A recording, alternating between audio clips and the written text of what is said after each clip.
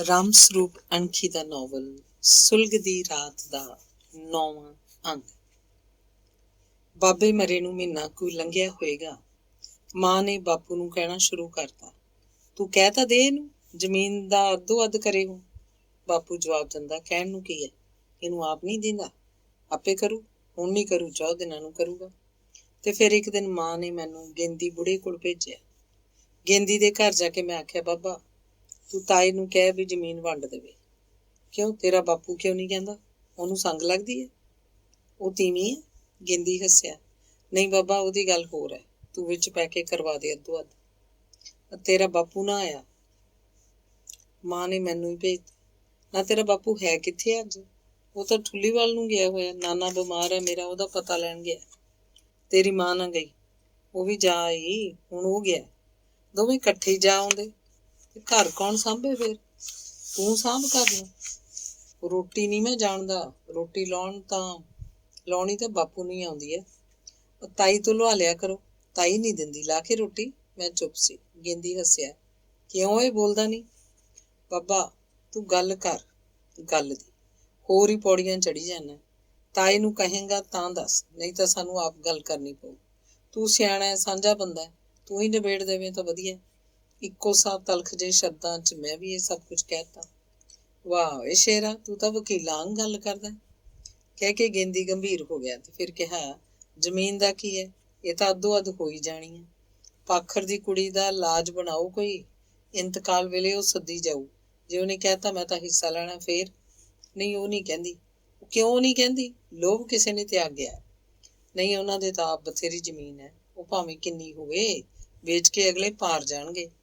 ਨਹੀਂ ਗੁਰੂ ਭੂਆ ਇਹੋ ਜਿਹੀ ਨਹੀਂ, ਫੁੱਫੜ ਵੀ ਚੰਗਾ, ਅਜੇ ਤਾਈਂ ਤਾਂ ਕੋਈ ਗੱਲ ਸੁਣੀ ਨਹੀਂ, ਫੇਰ ਕੀ ਪਤਾ। ਆਪਣੇ ਬਾਪੂ ਨੂੰ ਗੁਰੂ ਕੋਲ ਭੇਜ, ਪਹਿਲਾਂ ਮਿੱਠੇ ਪਿਆਰੇ ਹੋ ਕੇ ਲਿਆਓ ਤਹਿਸੀਲਦਾਰ ਕੋਲ, ਉਹਨੂੰ ਅੰਗੂਠਾ ਲਾ ਦੇਵੇ ਵੀ ਮੈਂ ਆਪਣਾ ਹਿੱਸਾ ਤਾਏ ਦੇ ਪੁੱਤਾਂ ਨੂੰ ਦਿੱਤਾ। ਇੰਤਕਾਲ ਚੜਾਓ ਪਹਿਲਾਂ, ਅੱਧੀ ਢੇਰੀ ਦੀ ਵੱਟ ਤਾਂ ਆਪੇ ਪੈ ਜੂ, ਇਹਦਾ ਫਿਕਰ ਨਾ ਕਰੋ। ਖੜਾ ਹੋ ਕੇ ਮੋਢੇ ਵਾਲੇ ਖੱਦਰ ਦੇ ਸਮੋਸੇ ਨਾਲ ਉਹਨੇ ਆਪਣੀ ਦੁਖਲੀ ਜੁੱਤੀ ਝਾੜੀ ਤੇ ਫਿਰ ਸਮੋਸੇ ਨੂੰ ਆਪਣੇ ਗਲ ਦੁਆਲੇ ਲਪੇਟ ਕੇ ਮੁੱਛਾਂ ਨੂੰ ਮਰੋੜਾ ਦੇਣ ਲੱਗ ਪਿਆ। ਮੈਂ ਉਹਨਾਂ ਦੇ ਘਰੋਂ ਬਾਹਰ ਪੈਰ ਹੀ ਰੱਖਿਆ ਸੀ ਕਿ ਮੈਨੂੰ ਚੌਕੀਦਾਰ ਮਿਲਿਆ। ਗੇਂਦਾ ਸਿਆਂ, ਪਟਵਾਰੀ ਨੇ ਸੱਦਿਆ ਤੈਨੂੰ। ਚੌਕੀਦਾਰ ਨੇ ਬਾਰ ਮੂਹਰੇ ਖੜ ਕੇ ਹੀ ਆਖਿਆ, ਤੂੰ ਚੱਲ ਚੌਕੀਦਾਰਾ, ਮੈਂ ਹੁਣੇ ਆਉਣਾ। ਜਿਵੇਂ ਉਹ ਪਟਵਾਰੀ ਕੋਲ ਜਾਣ ਲਈ ਪਹਿਲਾਂ ਹੀ ਤਿਆਰ ਬੈਠਾ ਹੋਵੇ। ਗੇਂਦੀ ਨੂੰ ਕੋਈ ਕੰਮ ਹੋਏਗਾ ਜਾਂ ਪਟਵਾਰੀ ਨੂੰ ਕੋਈ ਕੰਮ ਹੋਊਗਾ, ਪਰ ਚੌਕੀਦਾਰ ਮੇਰੇ ਵੱਲ ਕਣਖਾ ਜਿਹਾ ਕਿਉਂ ਝਾਕਿਆ ਸੀ? ਹੁਣ ਜਦ ਮੈਂ ਉਸ ਘੜੀ ਨੂੰ ਯਾਦ ਕਰਦਾ ਤਾਂ ਕਿੰਨੇ ਹੀ ਖਿਆਲ ਮੇਰੇ ਦਿਮਾਗ 'ਚ ਆ ਰਹੇ ਹਨ। ਬੰਦੇ ਦੇ ਚਿਹਰੇ ਜਾਂ ਉਹਦੀ ਗੱਲਬਾਤ ਤੋਂ ਕਈ ਵਾਰ ਕੋਈ ਪਤਾ ਨਹੀਂ ਲੱਗਦਾ ਕਿ ਉਹਦੇ ਮਨ 'ਚ ਕੀ ਹੈ। ਹਰ ਬੰਦੇ ਦੇ ਚਿਹਰੇ ਪਿੱਛੇ ਸ਼ਾਇਦ ਇੱਕ ਹੋਰ ਚਿਹਰਾ ਹੁੰਦਾ ਹੈ। ਕਈ ਬੰਦਿਆਂ ਦੇ ਤਾਂ ਕਈ ਚਿਹਰੇ ਹੁੰਦੇ ਆ। ਦੂਜੇ ਦਿਨ ਬਾਪੂ ਠੱਲੀਵਾਲ ਤੋਂ ਆਇਆ। ਨਾਨਾ ਚੰਦ ਦਿਨਾਂ ਦਾ ਮਹਿਮਾਨ ਸੀ। ਬਾਪੂ ਆਇਆ ਤਾਂ ਮਾਂ ਉਸੇ ਦਿਨ ਆਥਣੇ ਠੱਲੀਵਾਲ ਨੂੰ ਚਲੀ ਗਈ।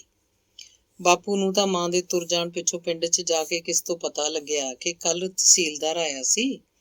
ਪਾਖਰ ਬੁੜੇ ਦੀ ਵਸੀਅਤ ਅਨੁਸਾਰ ਉਹਦੇ ਹਿੱਸੇ 10 ਕਿੱਲੇ ਜ਼ਮੀਨ ਦਾ ਇੰਤਕਾਲ ਹਰਨਾਮ ਦੇ ਨਾਂ ਹੋ ਗਿਆ। ਨੰਬਰਦਾਰ ਗਰਜਾ ਸਿੰਘ ਤੇ ਗੇਂਦੀ ਬੁੜੇ ਨੇ ਮੂਹਰੇ ਹੋ ਕੇ ਇੰਤਕਾਲ ਕਰਵਾਇਆ। ਮੈਨੂੰ ਹੁਣ ਤੱਕ ਯਾਦ ਹੈ, ਇੰਤਕਾਲ ਵਾਲੇ ਦਿਨ ਆਥਣ ਨੂੰ ਤਾਏ ਦੇ ਵਿਹੜੇ 'ਚ ਬੈਠ ਕੇ ਨੰਬਰਦਾਰ ਗਰਜਾ ਸਿੰਘ, ਗੇਂਦੀ, ਪਟਵਾਰੀ ਤੇ ਤਾਏ ਨੇ ਸ਼ਰਾਬ ਪੀਤੀ, ਮੁਰਗਾ ਵੱਢਿਆ ਗਿਆ। ਗੇਂਦੀ, ਗਰਜੇ ਤੇ ਪਟਵਾਰੀ ਨੇ ਉੱਥੇ ਹੀ ਰੋਟੀ ਖਾਧੀ। ਚਾਰੇ ਜਣੇ ਕਾਫੀ ਹਨੇਰੇ ਤੱਕ ਕੋਈ ਘੁਸਰ ਮੁਸਰ ਕਰਦੇ ਰਹੇ। ਗੰਜੇ ਸਿਰ ਵਾਲਾ ਢਿੱਡਲ ਪਟਵਾਰੀ ਕਦੇ ਕਦੇ ਚੀਕ ਜਿਹੀ ਮਾਰ ਕੇ ਉੱਚੀ ਉੱਚੀ ਹੱਸਦਾ। ਗੇਂਦੀ ਤੇ ਗਰਜਾ ਸਿੰਘ ਹੌਲੀ ਹੌਲੀ ਗੱਲਾਂ ਕਰਦੇ ਰਹੇ। ਤਾਇਆ ਉਹਨਾਂ ਦੀ ਸੇਵਾ ਚੂਰੀਆਂ ਘੂਕਦਾ ਫਿਰਦਾ ਸੀ। ਮੈਨੂੰ ਇਹ ਵੀ ਯਾਦ ਹੈ ਕਿ ਬਾਪੂ ਉਸ ਰਾਤ ਸ਼ਰਾਬ ਪੀ ਕੇ ਘਰ ਆਇਆ। ਉਸ ਦਿਨ ਤੋਂ ਪਹਿਲਾਂ ਮੈਂ ਉਹਨੂੰ ਕਦੇ ਸ਼ਰਾਬੀ ਨਹੀਂ ਦੇਖਿਆ ਸੀ।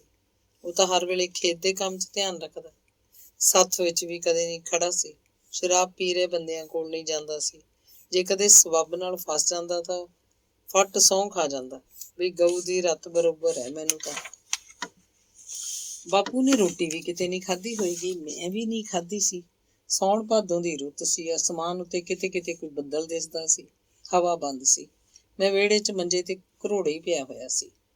ਸੋਚ ਰਿਹਾ ਸੀ ਕਿ ਬਾਪੂ ਆਵੇ ਤੇ ਰੋਟੀ ਪਕਾਵੇ। ਬਹੁਤ ਹਨੇਰਾ ਹੋ ਚੁੱਕਿਆ ਸੀ। ਇੰਨਾ ਹਨੇਰਾ ਸੀ, ਰੋਟੀ ਨੂੰ ਅਸੀਂ ਕਦੇ ਕੀਤਾ ਹੀ ਨਹੀਂ ਸੀ। ਪਹਿਲਾਂ ਤਾਂ ਮੈਂ ਸਲਾਹ ਬਣਾਈ ਕਿ ਕੋਈ ਦਾਲ ਧਰ ਲਵਾਂ ਜਾਂ ਆਲੂ ਹੀ ਬਣਾ ਲਵਾਂ। ਪਰ ਫਿਰ ਥੱਕਿਆ ਜਿਹਾ ਹੋਣ ਕਰਕੇ ਕੁੰਡੇ 'ਚ ਮੈਂ 2-3 ਲਾਲ ਮਿਰਚਾਂ ਸੁੱਟੀਆਂ, ਥੋੜਾ ਜਿਹਾ ਲੂਣ ਪਾਇਆ ਤੇ ਫਿਰ ਇੱਕ ਗੱਠਾ ਤੇ 2 ਚਿੱਬੜ ਪਾ ਕੇ ਚਟਨੀ ਰਗੜ ਲਈ। ਜਿਸ ਦਿਨ ਕਦੇ ਮਾਂ ਗਈ ਹੁੰਦੀ ਸੀ, ਅਸੀਂ ਦਾਲ ਭਾਜੀ ਦਾ ਆਰ ਨਹੀਂ ਸੀ ਕਰਿਆ ਕਰਦੇ, ਇਸੇ ਤਰ੍ਹਾਂ ਚਟਨੀ ਰਗੜ ਲੈਂਦੇ ਸੀ। ਬਾਪੂ ਆਟਾ ਗੁੰਨਦਾ ਸੀ ਤੇ 4-5 ਮੋਟੀਆਂ-ਮੋਟੀਆਂ ਰੋਟੀਆਂ ਲਾ ਲੈਂਦਾ ਸੀ। ਮੈਂ ਕਈ ਵਾਰੀ ਆਟਾ ਗੁੰਨ ਕੇ ਦੇਖਿਆ ਸੀ, ਮੈਥੋਂ ਤਾਂ ਹਮੇਸ਼ਾ ਹੀ ਆਟੇ ਵਿੱਚ ਪਾਣੀ ਬਹੁਤਾ ਪੈ ਜਾਂਦਾ। ਪਾਣੀ ਥੋੜਾ ਪਾਉਂਦਾ ਤਾਂ ਆਟੇ ਦੀਆਂ ਗੰਢਾਂ ਜਿਹੀਆਂ ਵੱਜ ਜਾਂਦੀਆਂ। ਬਾਪੂ ਆਟਾ ਗੁੰਨ ਕੇ ਦਿੰਦਾ ਤੇ ਮੈਨੂੰ ਰੋਟੀ ਲਾਉਣ ਲਈ ਕਹਿੰਦਾ ਤਾਂ ਹਮੇਸ਼ਾ ਹੀ ਰੋਟੀ ਮੈਥੋਂ ਗੋਲ ਨਾ ਬਣਦੀ। ਵਿੰਗੀ ਟੇਢੀ ਥੱਪਦਾ ਵੀ ਤਾਂ ਚੁੱਕ ਕੇ ਤਵੇ ਉੱਤੇ ਪਾਉਣ ਵੇਲੇ ਜਾਂ ਤਾਂ ਉਹਦਾ ਕੁਝ ਹਿੱਸਾ ਚੱਕਲੇ ਨਾਲ ਹੀ ਚਿੰਬੜਿਆ ਰਹਿ ਜਾਂਦਾ ਤੇ ਜਾਂ ਤਵੇ ਤੇ ਪਾਉਣ ਤੋਂ ਪਹਿਲਾਂ ਹੀ ਉਹ ਮੇਰੇ ਹੱਥਾਂ 'ਚ ਖਿੰਡ ਜਾਂਦੀ। ਤਵੇ ਉੱਤੇ ਪਾ ਦਿੱਤੀ ਜਾਂਦੀ ਤਾਂ ਖੁਰਚਣੇ ਨਾਲ ਥੱਲਣ ਲੱਗਿਆ ਰੋਟੀ ਟੁੱਟ ਜਾਂਦੀ। ਅਸਲ 'ਚ ਮੈਂ ਬਾਪੂ ਜਾਂ ਮਾਂ ਤੋਂ ਰੋਟੀ ਪਕਾਉਣੀ ਸਿੱਖਣ ਦੀ ਗੰਭੀਰ ਰੂਪ 'ਚ ਕਦੇ ਕੋਸ਼ਿਸ਼ ਹੀ ਨਹੀਂ ਕੀਤੀ ਸੀ। ਉਹਨਾਂ ਦਿਨਾਂ 'ਚ ਲੱਗਦਾ ਸੀ ਕਿ ਰੋਟੀ ਪਕਾਉਣਾ ਤਾਂ ਤੀਵੀਆਂ ਦਾ ਕੰਮ ਹੈ। ਇਹ ਨਹੀਂ ਪਤਾ ਕਿ ਕਈ ਵਾਰ ਬੰਦੇ ਨੂੰ ਵੀ ਰੋਟੀ ਪਕਾਉਣੀ ਪੈਂਦੀ ਹੈ। ਕਿਸੇ ਬਦਕਿਸਮਤ ਨੂੰ ਤਾਂ ਸਾਰੀ ਉਮਰ ਹੀ ਚੁੱਲ੍ਹੇ ਮੂਹਰੇ ਧੁੱਖੜ ਪੈ ਸਕਦਾ ਹੈ। ਬਾਪੂ ਨੂੰ ਸ਼ਰਾਬੀ ਵੇਖ ਕੇ ਮੈਂ ਮੰਜੇ ਤੋਂ ਉੱਠ ਗਿਆ। ਉਸੇ ਮੰਜੇ ਉੱਤੇ ਢਿੱਗ ਵਾਂਗ ਡਿੱਗ ਗਿਆ। ਹੌਕਾ ਲਿਆ ਤੇ ਦੰਦ ਕਰੀਚੇ। ਮੈਂ ਉਹਦੇ ਸਿਰਹਾਣੇ ਖੜ ਕੇ ਹੌਲੀ ਜਿਹੀ ਕਿਹਾ, ਬਾਪੂ। ਉਹ ਬੋਲਿਆ ਨਹੀਂ, ਪਾਣੀ ਵੀ ਨਹੀਂ ਮੰਗਿਆ। ਰੋਟੀ ਪਕਾਉਣ ਦੀ ਹਾਲਤ ਵਿੱਚ ਉਹ ਕਿੱਥੇ ਸੀ? ਪੰਪ ਤੋਂ ਪਾਣੀ ਲੈਣ ਦੀ ਬਾਲਟੀ ਭਰ ਕੇ ਇਹਦੇ ਵਿੱਚ ਗਲਾਸ ਸੁੱਟ ਕੇ ਬਾਲਟੀ ਮੈਂ ਉਹਦੇ ਸਿਰਹਾਣੇ ਧਰ ਦਿੱਤੀ। ਤੇ ਲੱਗੀ ਤਾਂ ਪੀ ਲਏਗਾ ਪਾਣੀ। ਮੈਂ ਉਹਨੂੰ ਪੁੱਛਣ ਲੱਗਾ ਸੀ, ਰੋਟੀ? ਪਰ ਪੁੱਛਿਆ ਨਹੀਂ, ਪੁੱਛਦਾ ਤਾਂ ਖਵਾਉਂਦਾ ਕਿੱਥੋਂ। ਮੈਂ ਬੈਠਕ 'ਚੋਂ ਹੋਰ ਮੰਜਾ ਕੱਢ ਕੇ ਤੇ ਉਹ ਤੋਂ ਥੋੜਾ ਜਿਹਾ ਪਰਾਂ ਹਟ ਕੇ ਡਾਹ ਲਿਆ। ਮੈਂ ਕਾਫੀ ਰਾਤ ਤੱਕ ਜਾਗਦਾ ਰਿਹਾ, ਪਰ ਉਹ ਥੋੜੇ ਚਿਰ ਵਿੱਚ ਹੀ 1-2 ਵਾਰ ਖੰਘਣ ਥੁੱਕਣ ਪਿੱਛੋਂ ਸੌਂ ਗਿਆ। ਇੱਕ ਵਾਰੀ ਹੋਰ ਪਾਣੀ ਪੀ ਕੇ ਫੇਰ ਮੈਂ ਵੀ ਸੌਂ ਗਿਆ। ਸਵੇਰੇ ਸਦਿਆਂ ਹੀ ਉੱਠਿਆ, ਚਾਹ ਕੀਤੀ। ਬਾਪੂ ਉਵੇਂ ਜਿਵੇਂ ਪਿਆ ਸੀ। ਚਾਹ ਪੀ ਕੇ ਮੈਂ ਮੱਝ ਦੀ ਧਾਰ ਕੱਢ ਲਈ। ਉਹ ਨਹੀਂ ਉੱਠਿਆ। ਉਹਦੀ ਚਾਹ ਨੂੰ ਗੜਵੀ 'ਚ ਪਾ ਕੇ ਮੈਂ ਚੁੱਲ੍ਹੇ ਮੂਹਰੇ ਅੱਗ ਦੇ ਸੇਕ 'ਚ ਰੱਖ ਦਿੱਤਾ। ਦੁੱਧ ਰਿੜਕਣ ਲੱਗਿਆ ਤਾਂ ਉਹ ਹੌਲੀ-ਹੌਲੀ ਉੱਠਿਆ। ਇੱਕ ਲੰਬੀ ਉਬਾਸੀ ਲਈ ਰਾਤ ਦੇ ਸਿਰਹਾਣੇ ਰੱਖੇ ਪਾਣੀ ਨਾਲ ਕੁਰਲੀ ਕੀਤੀ ਤੇ ਮੂੰਹ ਧੋਤਾ ਤੇ ਫਿਰ ਆਪ ਹੀ ਚੁੱਲ੍ਹੇ ਮੂਹਰਿਓਂ ਗੜਵੀ ਚੁੱਕ ਕੇ ਕੌਲੀ ਨਾਲ ਘੁੱਟੋ-ਘੁੱਟ ਚਾਹ ਪੀਣ ਲੱਗ ਪਿਆ। ਚਾਹ ਪੀਂਦਾ ਉਹ ਇੱਕ ਵਾਰ ਵੀ ਮੇਰੇ ਵੱਲ ਨਹੀਂ ਝਾਕਿਆ। ਮੈਂ ਦੇਖਿਆ ਉਹ ਤਾਂ ਕਿਸੇ ਪਾਸੇ ਵੀ ਨਹੀਂ ਸੀ ਝਾਕ ਰਿਹਾ। ਬੇਮਲੂਮੀਆਂ ਦੀਆਂ ਪਲਕਾਂ ਉਠਾ ਕੇ ਸਾਹਮਣੇ ਕੰਧ ਵੱਲ ਝਾਕਦਾ ਸੀ ਤਾਂ ਲੱਗਦਾ ਸੀ ਜਿਵੇਂ ਝਾਕਦੀ ਹੀ ਨਾ ਹੋਵੇ। ਪਤਾ ਨਹੀਂ ਕਿੱਥੇ ਗੁਆਚਿਆ ਹੋਇਆ ਸੀ। ਉੱਪਰੀ ਜਿਹੀ ਨਿਗਾਹ ਸੀ। ਚਾਹ ਮੁਕਾ ਕੇ ਉਹ ਸੁਸਤ ਜਿਹਾ ਖੜਾ ਹੋਇਆ ਤੇ ਫਿਰ ਹੱਥ ਵਿੱਚ ਕਸੀਆ ਫੜ ਕੇ ਘਰੋਂ ਬਾਹਰ ਹੋ ਗਿਆ। ਅੰਗ 10ਵਾਂ। ਆਥਣ ਨੂੰ ਠੁੱਲੀਵਾਲ ਤੋਂ ਮਰਾਸੀ ਆ ਗਿਆ। ਨਾਨਾ ਮਰ ਚੁੱਕਿਆ ਸੀ। ਮਰਾਸੀ ਨਾਲ ਹੀ ਬਾਪੂ ਠੁੱਲੀਵਾਲ ਨੂੰ ਤੁਰ ਗਿਆ। ਮੈਨੂੰ ਕਹਿ ਗਿਆ, ਗੁਰਨਾਮ, ਮੈਂ ਜਾਣਾ, ਤੜਕੇ ਨੂੰ ਮੁੜ ਆਊਂਗਾ। ਘਰ ਦੀ ਨਿਗਾਹ ਰੱਖੀ। ਵਿੰਗੀਆਂ ਬੌਲੀਆਂ 2 ਰੋਟੀਆਂ ਲੂਣ ਪਾ ਕੇ ਮੈਂ ਆਪ ਹੀ ਥੱਪੀਆਂ ਤੇ ਤੌੜੀ ਦੇ ਲਾਲ ਸੂਏ ਦੁੱਧ ਨਾਲ ਘੁੱਟਾ ਬਾਟੀ ਅੰਦਰ ਲੰਘਾ ਲਈਆਂ। ਦੁੱਧ ਬਾਅਦ ਦਾ ਕੰਮ ਸੰਭਾਲ ਕੇ ਮੈਂ ਵਿਹੜੇ 'ਚ ਪੈ ਗਿਆ। ਸਬਾਤ ਦੇ ਬੈਠਕ ਨੂੰ ਕੁੰਡੇ ਲਾਤੇ। ਕਾਫੀ ਰਾਤ ਗਈ ਤੋਂ ਅਚਾਨਕ ਮੇਰੀ ਅੱਖ ਖੁੱਲੀ। ਤਾਏ ਕੇ ਵਿਹੜੇ 'ਚ ਖੜਕਾ ਹੋਇਆ ਸੀ ਤੇ ਫਿਰ ਤਾਏ ਨੇ ਉੱਚੀ ਖੰਘੂਰ ਮਾਰੀ। ਕੁਝ ਬੋਲਿਆ ਵੀ ਸੀ। ਮੈਨੂੰ ਚੰਗੀ ਤਰ੍ਹਾਂ ਸਮਝ ਨਹੀਂ ਪਈ ਕਿ ਉਹ ਕੀ ਬੋਲਿਆ ਸੀ। ਇੱਕ ਹੋਰ ਬੰਦੇ ਦੀ ਆਵਾਜ਼ ਵੀ ਆ ਰਹੀ ਸੀ। ਮੈਂ ਆਪਣੇ ਮੰਜੇ ਤੇ ਬੈਠਾ ਹੋ ਗਿਆ। ਆਪਣੇ ਕੰਨਾਂ ਦਾ ਸਾਰਾ ਜ਼ੋਰ ਲਾ ਕੇ ਉਹਨਾਂ ਦੀਆਂ ਗੱਲਾਂ ਸੁਣਨ ਦੀ ਕੋਸ਼ਿਸ਼ ਕਰਨ ਲੱਗਿਆ। ਦੋਵੇਂ ਨੀਵਾਂ ਬੋਲ ਰਹੇ ਸਨ। ਮੰਜੇ ਤੋਂ ਉੱਠ ਕੇ ਮੈਂ ਵਿਹੜੇ ਵਾਲੀ ਕੰਧ ਨਾਲ ਜਾ ਲੱਗਿਆ। ਲੱਗਦਾ ਸੀ ਜਿਵੇਂ ਗੇਂਦੀ ਬੁੜੇ ਦਾ ਬੋਲ ਹੋਵੇ। ਹੋਰ ਧਿਆਨ ਨਾਲ ਸੁਣਿਆ, ਸੱਚਮੁੱਚ ਹੀ ਗੇਂਦੀ ਸੀ। ਉਹ ਸਭ ਕੁਝ ਕਰਾਂਗੇ, ਕਬਜ਼ਾ ਕੀ ਅੜਿਆ ਰਹਿ ਜੂ। ਗੇਂਦੀ ਨੇ ਥੋੜਾ ਜਿਹਾ ਉੱਚਾ ਬੋਲ ਕੱਢਿਆ। ਕੰਧ ਨਾਲ ਟੋਕਰਾ ਲਾ ਕੇ ਉਸ ਉੱਤੇ ਮੈਂ ਪੈਰ ਧਰਿਆ ਤੇ ਕੰਧ ਉੱਤੋਂ ਦੀ ਬੇਮਲੂਮਾ ਜਿਹਾ ਸਿਰ ਕੱਢ ਕੇ ਦੇਖਿਆ। ਤਾਇਆ ਗੇਂਦੀ ਦੇ ਪੈਰੀਂ ਹੱਥ ਲਾ ਰਿਹਾ ਸੀ ਤੇ ਕਹਿ ਰਿਹਾ ਸੀ, ਚਾਚਾ, ਤੁਹਾਡਾ ਹੀ ਪ੍ਰਤਾਪ ਹੈ। ਤੂੰ ਪਿਓ ਐ, ਸਿਰ ਤੇ ਹੱਥ ਰੱਖੀ। ਮਖਿਆ, ਮੰਨ ਲਈ, ਜਾ ਹੁਣ ਰੋਟੀ ਖਾ ਕੇ ਪੈ ਜਾ। ਤੇ ਫਿਰ ਉਹਨੇ ਹੌਲੀ ਦੇ ਕੇ ਕਿਹਾ, ਹੌਲੀ ਬੋਲ, ਸੁਣਦਾ ਨਾ ਹੋਵੇ ਕੋਈ। ਗੇਂਦੀ ਜਿਉਂ ਹੀ ਵਿਹੜੇ ਵਾਲੀ ਕੰਧ ਵੱਲ ਝਾਕਣ ਲੱਗਿਆ, ਮੈਂ ਆਪਣਾ ਸਿਰ ਥੱਲੇ ਕਰ ਲਿਆ ਤੇ ਫਿਰ ਮੈਂ ਮੰਜੇ ਉੱਤੇ ਹੀ ਆ ਪਿਆ। ਕਾਫੀ ਦੇਰ ਸੋਚਦਾ ਰਿਹਾ। ਜ਼ਮੀਨ ਲੈਣ ਵਾਸਤੇ ਤਾਇਆ ਕੀ ਪਾਪੜ ਵੇਲਦਾ, ਲੋਕਾਂ ਨੂੰ ਸ਼ਰਾਬ ਪਿਆ ਰਿਹਾ, ਪੈਰੀਂ ਹੱਥ ਲਾ ਰਿਹਾ। ਤੇ ਫਿਰ ਸੋਚਿਆ, ਬਾਪੂ ਜ਼ਮੀਨ ਦਿੰਦਾ ਤਾਂ ਨਹੀਂ, ਕਿਵੇਂ ਦੇ ਦੇਗਾ? ਕੀ ਪਤਾ ਕੀ ਖੂਨ ਕਲੇਸ਼ ਹੋਣਗੇ। ਜ਼ਮੀਨ ਤਾਂ ਜੱਟ ਦੀ ਜਾਨ ਹੁੰਦੀ ਹੈ। ਜ਼ਮੀਨ ਤਾਂ ਜੱਟ ਦਾ ਕਾਲਜਾ ਹੁੰਦੀ ਹੈ, ਕਾਲਜੇ ਨੂੰ ਵੱਢ ਕੇ ਕੌਣ ਦਿੰਦਾ? ਪਾਖਰ ਕੀ ਮਰਿਆ, ਸਿਆਪਾ ਖੜਾ ਕਰ ਗਿਆ। ਉਹਨੂੰ ਤਾਂ ਦੋਵੇਂ ਭਤੀਜੇ ਇੱਕੋ ਜਿਹੇ ਸੀ। ਕਿਉਂ ਕੀਤੀ ਉਹਨੇ ਇਹ ਦਰਿਆਂਤ? ਕਿਉਂ ਰੱਖਿਆ ਲਕੋ ਛੋਟੇ ਭਤੀਜੇ ਤੋਂ? ਤੇ ਫੇਰ ਮੇਰੀ ਸੋਚ ਵਿੱਚ ਤਾਈ ਦਲੀਪੋ ਦਾ ਆਕਾਰ ਘੁੰਮਣ ਲੱਗਿਆ। ਤਾਂ ਹੀ ਕਰਦੀ ਸੀ ਨਾ ਇੰਨੀ ਸੇਵਾ ਬੁੜੇ ਦੀ। ਚੌਥੇ ਦਿਨ ਕੱਪੜੇ ਧੋ ਕੇ ਦਿੰਦੀ, ਉਹਦੀ ਦਾਲ ਸਬਜ਼ੀ 'ਚ ਤਾਏ ਨਾਲੋਂ ਬਹੁਤਾ ਘਿਓ ਪਾਉਂਦੀ, ਸਿਆਲਾਂ 'ਚ ਮੇਥਿਆਂ ਦੀ ਪੰਜੀਰੀ। ਇਹਨਾਂ ਸੋਚਾਂ 'ਚ ਹੀ ਮੈਨੂੰ ਨੀਂਦ ਆ ਗਈ। ਸਵੇਰੇ ਉੱਠ ਕੇ ਬਾਹਰ ਜੰਗਲ ਪਾਣੀ ਗਿਆ ਤਾਂ ਸੂਏ ਦੀ ਪਟੜੀ ਪਿੰਡ ਆਉਂਦਾ ਤਾਇਆ ਦਿਸਿਆ। ਉਹ ਵੀ ਸ਼ਾਇਦ ਜੰਗਲ ਪਾਣੀ ਹੋ ਕੇ ਆਇਆ ਹੋਏਗਾ।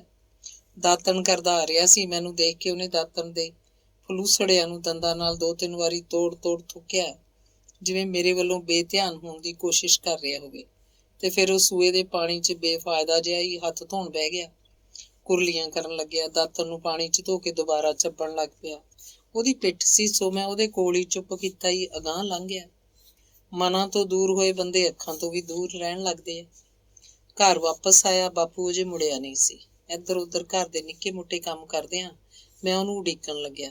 ਤੇ ਫਿਰ ਮੈਂ ਚੁੱਲ੍ਹੇ ਦੇ ਸੇਕ ਮੂਹਰੇ ਰੱਖੀ ਗੜਵੀ ਵਿੱਚੋਂ ਚਾਹ ਪੀਤੀ ਤੇ ਦੁੱਧ ਰਿੜਕਣ ਲੱਗ ਪਿਆ।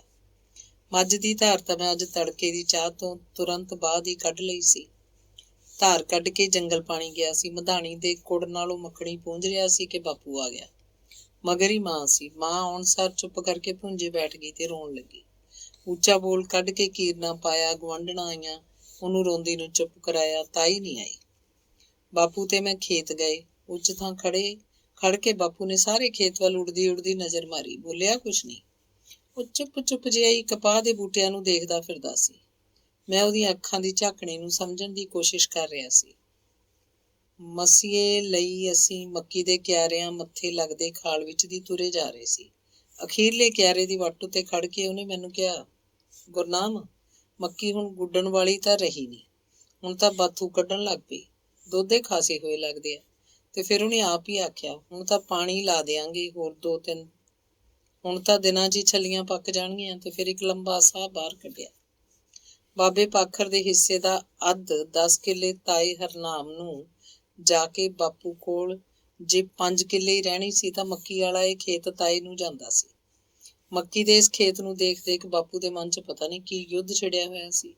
ਉਹ ਕੋਈ ਸਵਾਲ ਕਰਦਾ ਤੇ ਫਿਰ ਮੇਰੇ ਨਾ ਬੋਲਣ ਤੇ ਆਪ ਹੀ ਉਹਦਾ ਜਵਾਬ ਦੇ ਲੈਂਦਾ। ਚੱਲ ਕਪਾਹ 'ਚੋਂ ਕੱਖ ਕੱਢ ਲੈਂਦੇ ਆ, ਉਹਨੇ ਕਿਹਾ। ਅਸੀਂ ਕਪਾਹ ਵੱਲ ਮੁੜੇ ਆ ਰਹੇ ਸੀ। ਬਾਪੂ ਨੇ ਇੱਕ ਹੋਰ ਸਵਾਲ ਕੀਤਾ, ਕੱਲ ਤੇਰਾ ਤਾਇਆ ਬੋਲਿਆ ਕੁਛ? ਨਾ, ਕੁਛ ਨਹੀਂ ਬੋਲਿਆ। ਮੈਂ ਤਾਂ ਕੋਈ ਗੱਲ ਸੁਣੀ ਨਹੀਂ, ਮੈਂ ਜਵਾਬ ਦਿੱਤਾ। ਕੱਲ ਉਹਨਾਂ ਦੇ ਘਰ ਕੌਣ ਕੌਣ ਆਇਆ ਸੀ? ਰਾਤ ਗੇਂਦੀ ਬੁੜਾ ਆਇਆ ਸੀ। ਐਂ ਲੱਗਦਾ ਸੀ ਜਿਵੇਂ ਦਾਰੂ ਪੀਤੀ ਹੋਵੇ ਦੋਵਾਂ ਦੀ। ਹੌਲੀ ਹੌਲੀ ਗੱਲਾਂ ਜੀਆਂ ਕਰਦੇ ਸੀ। ਕੀ ਗੱਲਾਂ ਕਰਦੇ ਸੀ ਸਮਝ ਤਾਂ ਕੋਈ ਖਾਸ ਆਈ ਨਹੀਂ। ਗੇਂਦੀ ਬੁੜੇ ਤੇ ਕਬਜ਼ਾ ਦਿਵਾਉਣ ਵਾਲੀ ਗੱਲ ਬਾਪੂ ਨੂੰ ਮੈਂ ਦੱਸੀ ਨਹੀਂ। ਸੋਚ ਗਿਆ ਬਾਪੂ ਆਪਣੇ ਚਿੱਤ ਉੱਤੇ ਹੋਰ ਬਹੁਤਾ ਬੋਝ ਪਾਏਗਾ। ਬਾਪੂ ਨੇ ਡਿੱਗੀ ਪਈ ਟਾਹਲੀ ਦੇ ਤਣੇ ਉੱਤੇ ਦੋਵੇਂ ਬਾਹਾਂ ਉਲਾਰ ਕੇ ਕਸੀਏ ਦਾ ਟੱਕ ਮਾਰਿਆ। ਪਹਿਲਾਂ ਤਾਂ ਗੇਂਦੀ ਨਾਲ ਸਮਝੂ, ਪਤਿਆਉਰੇ ਮੇਰੇ ਨਾਲ। ਉਹਨੇ ਦੰਦ ਚੱਬੇ ਤੇ ਮੋਢੇ ਉੱਤੋਂ ਦੀ ਥੁੱਕਿਆ। ਉਹਦੀਆਂ ਅੱਖਾਂ 'ਚ ਹੁਣ ਹੋਰ ਗਹਿਰਾਈ ਉਤਰ ਆਈ ਸੀ। ਅਸੀਂ ਚੁੱਪਚਾਪ ਕਪਾਹ ਦੇ ਕਿਆਰੇ 'ਚ ਜਾ ਕੇ ਕਸੀਏ ਨਾਲ ਖੱਬਲ ਪੁੱਟਣ ਲੱਗੇ। ਖੱਬਲ ਥਾਂ ਦੀ ਥਾਂ ਸੁੱਟੀ ਜਾ ਰਹੀ ਸੀ। ਕਪਾਹ ਬੀਜਣ ਤੋਂ ਪਹਿਲਾਂ ਇਸ ਧਰਤੀ ਨੂੰ ਬਹੁਤ ਵਾਹਿਆ ਸਵਾਰਿਆ ਗਿਆ ਸੀ। ਘਾਹ ਦੀ ਇੱਕ ਇੱਕ ਤਿੜ ਹੱਥ ਨਾਲ ਚੁੱਗ ਚੁੱਗ ਕੇ ਇੱਕ ਥਾਂ ਢੇਰ ਲਾ ਦਿੱਤਾ ਗਿਆ ਸੀ ਤੇ ਫਿਰ ਸੁੱਕਣ ਮਗਰੋਂ ਉਹਨੂੰ ਜਲਾ ਦਿੱਤਾ ਗਿਆ ਸੀ। ਕਪਾਹ ਜਦ ਗੋਡੇ ਗੋਡੇ ਹੋ ਗਈ ਤਾਂ ਖੁਰਪਿਆਂ ਨਾਲ ਸਭ ਘਾਹ ਫੂਸ ਕੱਢ ਦਿੱਤਾ ਗਿਆ ਸੀ। ਹੁਣ ਕਿਤੇ ਕਿਤੇ ਖੱਬਲ ਦਾ ਕੋਈ ਡਾਲ ਸੀ। ਹੁਣ ਤਾਂ ਬਸ ਆਖਰੀ ਵਾਰੀ ਗੋਡੀ ਸੀ, ਐਵੇਂ ਚੁੰਝਾਂ ਜੀਆਂ ਮਾਰਨ ਵਾਂਗ। ਦੇਖਿਆ ਬਾਪੂ ਉਖੜਿਆ ਜਿਹਾ ਕੰਮ ਕਰਦਾ ਸੀ। ਮਾਂ ਦੇ ਰੋਟੀ ਲੈ ਕੇ ਆਉਣ ਤੱਕ ਉਹਨੇ ਮੇਰੇ ਨਾਲ ਹੋਰ ਕੋਈ ਗੱਲ ਨਹੀਂ ਕੀਤੀ। ਮਾਂ ਆਈ, ਅਸੀਂ ਰੋਟੀ ਖਾਣ ਲੱਗੇ। ਬਾਪੂ ਨੇ ਬਹੁਤ ਘੱਟ ਰੋਟੀ ਖਾਧੀ। ਰੋਟੀ ਖਾਂਦਾ ਵੀ ਉਹ ਉਪਰਾ ਝਾਕਦਾ ਰਿਹਾ। ਮਾਂ ਵੀ ਉਸ ਨਾਲ ਕੋਈ ਗੱਲ ਨਹੀਂ ਕਰ ਰਹੀ ਸੀ। ਮਾਂ ਦਾ ਮੂੰਹ ਮੁਸੋਸਿਆ ਸੀ, ਨਾਨਾ ਗੁਜ਼ਰ ਜਾਣ ਕਰਕੇ ਜਾਂ ਸ਼ਾਇਦ। ਰੋਟੀ ਖਵਾ ਕੇ ਮਾਂ ਚਲੀ ਗਈ। 2 ਕਿਆਰੇ ਹੋਰ ਗੁੱਡ ਕੇ ਬਾਪੂ ਕਹਿੰਦਾ, ਚੱਲ ਕਿਆਰਿਆਂ 'ਚੋਂ ਘਾਹ ਇਕੱਠਾ ਕਰ ਲੈ, ਕੱਲ ਨੂੰ ਦੇਖੀ ਜਾਊ। ਹੁਣ ਮੈਂ ਵਿੱਚੋਂ ਮੱਕੀ ਦੇ ਖੱਸੀ ਟਾਂਡੇ ਵੱਢ ਕੇ ਲੈ ਆਉਣਾ, ਫੇਰ ਪਿੰਡ ਨੂੰ ਚੱਲਦੇ ਆ। ਬਾਪੂ ਨੇ ਮੱਕੀ ਦੀਆਂ 2 ਭਰੀਆਂ ਬਣਾਈਆਂ। ਕਪਾਹ 'ਚੋਂ ਕੱਢੇ ਘਾਹ ਨੂੰ ਝਾੜ ਸਵਾਰ ਕੇ ਅਸੀਂ ਭਰੀਆਂ ਵਿਚਾਲੇ ਦਿੱਤਾ ਤੇ ਫਿਰ ਭਰੀਆਂ ਨੂੰ ਸੁੱਬਾਂ ਨਾਲ ਕੱਸ ਕੇ ਬੰਨ੍ਹ ਲਿਆ। ਇੱਕ ਇੱਕ ਭਰੀ ਸਿਰਾਂ ਉੱਤੇ ਚੁੱਕ ਕੇ ਪਿੰਡ ਨੂੰ ਆ ਗਏ। ਬਾਪੂ ਨੇ ਹੱਥ ਪੈਰ ਧੋਤੇ ਤੇ ਪਿੰਡ ਜਾ ਵੜਿਆ। ਪਤਾ ਨਹੀਂ ਕਿਹਦੇ ਕੋਲ ਗਿਆ ਸੀ। ਮਾਂ ਨੇ ਰੁੱਗ ਲਾਏ ਤੇ ਮੈਂ ਮਸ਼ੀਨ ਫੇਰਨ ਲੱਗਿਆ। ਟੋਕਾ ਕਰਕੇ ਅਸੀਂ ਮਾਂ ਪੁੱਤ ਨੇ ਖੁਰਲੀਆਂ 'ਚ ਕੱਖ ਪਾਤੇ। ਹਰੇਕ ਅੱਖਾਂ 'ਚ ਮੈਂ ਤੂੜੀ ਵੀ ਰਲਾਤੀ। ਬਲਦਾਂ ਨੇ ਤੇ ਮੱਝ ਨੂੰ ਛਤੜੇ ਵਿੱਚੋਂ ਖੋਲ ਕੇ ਬਾਹਰ ਬੰਨ੍ਹ ਦਿੱਤਾ। ਪਸ਼ੂ ਖੁਰਲੀਆਂ 'ਚ ਮੂੰਹ ਮਾਰਨ ਲੱਗੇ। ਦਿਨ ਛਿਪਦਾ ਜਾ ਰਿਹਾ ਸੀ। ਬਾਪੂ ਅਜੇ ਘਰ ਨਹੀਂ ਸੀ ਆਇਆ। ਮਸਰੀ ਦੀ ਦਾਲ ਨਾਲ ਮੈਂ ਰੋਟੀ ਖਾ ਲਈ। ਬਾਪੂ ਨੂੰ ਉਡੀਕ ਮਾਂ ਵੀ ਰੋਟੀ ਖਾਣ ਲੱਗੀ। ਤੇ ਫਿਰ ਮਾਂ ਨੇ ਬਾਪੂ ਵਾਸਤੇ ਪੌਣੇ 'ਚ ਰੋਟੀਆਂ ਵਲੇਟ ਕੇ ਕਈ ਵਾਰੀ ਮੈਨੂੰ ਪੁੱਛਿਆ, ਗੁਰਨਾਮ ਦੇਖ ਕੇ ਆਵੇ, ਪਤਾ ਨਹੀਂ ਕਿਹਦੇ ਕੋਲ ਬੈਠਾ ਹੋਊ, ਘਰ ਆਉਣ ਦਾ ਅਜੇ ਵੇਲਾ ਨਹੀਂ ਹੋਇਆ ਭਲਾ। ਮਾਂ ਤੌੜੀ 'ਚੋਂ ਰਿੜਕਣੇ 'ਚ ਦਿਨ ਦਾ ਦੁੱਧ ਵਧਾ ਰਹੀ ਸੀ। ਬੈਠਕ ਦੇ ਤਖਤੇ ਖੜ ਕੇ ਮੈਂ ਕੰਨ ਵੜਿੱਕਾ ਲਿਆ। ਬਾਪੂ ਆ ਗਿਆ ਸੀ। ਬੈਠਕ 'ਚੋਂ ਉਹਨੇ ਮੰਜਾ ਕੱਢਿਆ ਤੇ ਲਿਆ ਕੇ ਵਿਹੜੇ 'ਚ ਡਾਲਿਆ। ਮੈਨੂੰ ਹਾਕ ਮਾਰੀ, ਰੋਟੀ ਲਿਆ ਓਏ, ਤੇ ਫਿਰ ਉੱਚੀ ਦੇ ਕੇ ਖੰਗੂਰ ਮਾਰੀ। ਬਾਪੂ ਦੀ ਪੀਤੀ ਹੋਈ ਸੀ। ਮਾਂ ਵੀ ਸਮਝ ਗਈ। ਮਾਂ ਹੈਰਾਨ ਸੀ। ਉਹਦੇ ਮੱਥੇ ਉੱਤੇ ਇੱਕ ਬਿੰਦ ਤਿਉੜੀ ਆਈ। ਮੈਨੂੰ ਨਾਨੇ ਦੀ ਮੌਤ ਯਾਦ ਆ ਗਈ। ਹੁਣੇ ਤਾਂ ਮਾਂ ਪੁੱਤ ਅਸੀਂ ਨਾਨੇ ਦੀਆਂ ਗੱਲਾਂ ਕਰਦੇ ਹਟੇ ਸੀ। ਬਾਪੂ ਨੇ ਰੋਟੀ ਖਾਧੀ ਤੇ ਥੁੱਕ ਦਾ ਖੰਗੂਰਾ ਮਾਰਦਾ ਉਸੇ ਮੰਜੇ ਤੇ ਪੈ ਗਿਆ। ਭੋਗ ਵਾਲੇ ਦਿਨ ਮੈਂ ਤੇ ਮਾਂ ਠੱਲੀਵਾਲ ਚਲੇ ਗਏ। ਬਾਪੂ ਨੇ ਮੈਨੂੰ ਆਖਿਆ ਸੀ, ਅੱਜ ਬਰਨਾਲੇ ਜਾ ਆਵਾਂ, ਵਕੀਲ ਨਾਲ ਗੱਲ ਕਰਕੇ ਦੇਖਦੇ ਹਾਂ, ਆਥਣ ਨੂੰ ਤੁਸੀਂ ਮੁੜ ਆਇਓ, ਰਿਓ ਨਾ। ਭੋਗ ਤੋਂ ਬਾਅਦ ਮਾਮਾ ਦੇਵਾ ਸਿੰਘ ਸਾਨੂੰ ਆਉਣ ਨਹੀਂ ਦੇ ਰਿਹਾ ਸੀ। ਮਾਂ ਨੂੰ ਕਹਿੰਦਾ, ਕੁੜੀਏ ਗੱਲਾਂ ਤਾਂ ਆਪਾਂ ਕੀਤੀਆਂ ਹੀ ਨਹੀਂ, ਅੱਜ ਰਹਿ, ਇੱਕ ਰਾਤ ਨਾਲ ਕੀ ਹੁੰਦਾ। ਮਾਂ ਨੇ ਆਖਿਆ, ਭਾਈ ਤੈਨੂੰ ਦੱਸਿਆ ਤਾਂ ਸੀ ਉਸ ਦਿਨ, ਜਿਹੜਾ ਨਵਾਂ ਸਿਆਪਾ ਛਿੜਿਆ ਹੋਇਆ, ਉਹ ਤਾਂ ਕਮਲਾ ਜਿਹਾ ਹੋਇਆ ਫਿਰਦਾ, ਸ਼ਰਾਬ ਪੀਂਦਾ, ਲੋਕਾਂ ਦਾ ਕੀ ਹੈ, ਬੱਤੀਆਂ ਹੀ ਦੇਣਗੀਆਂ।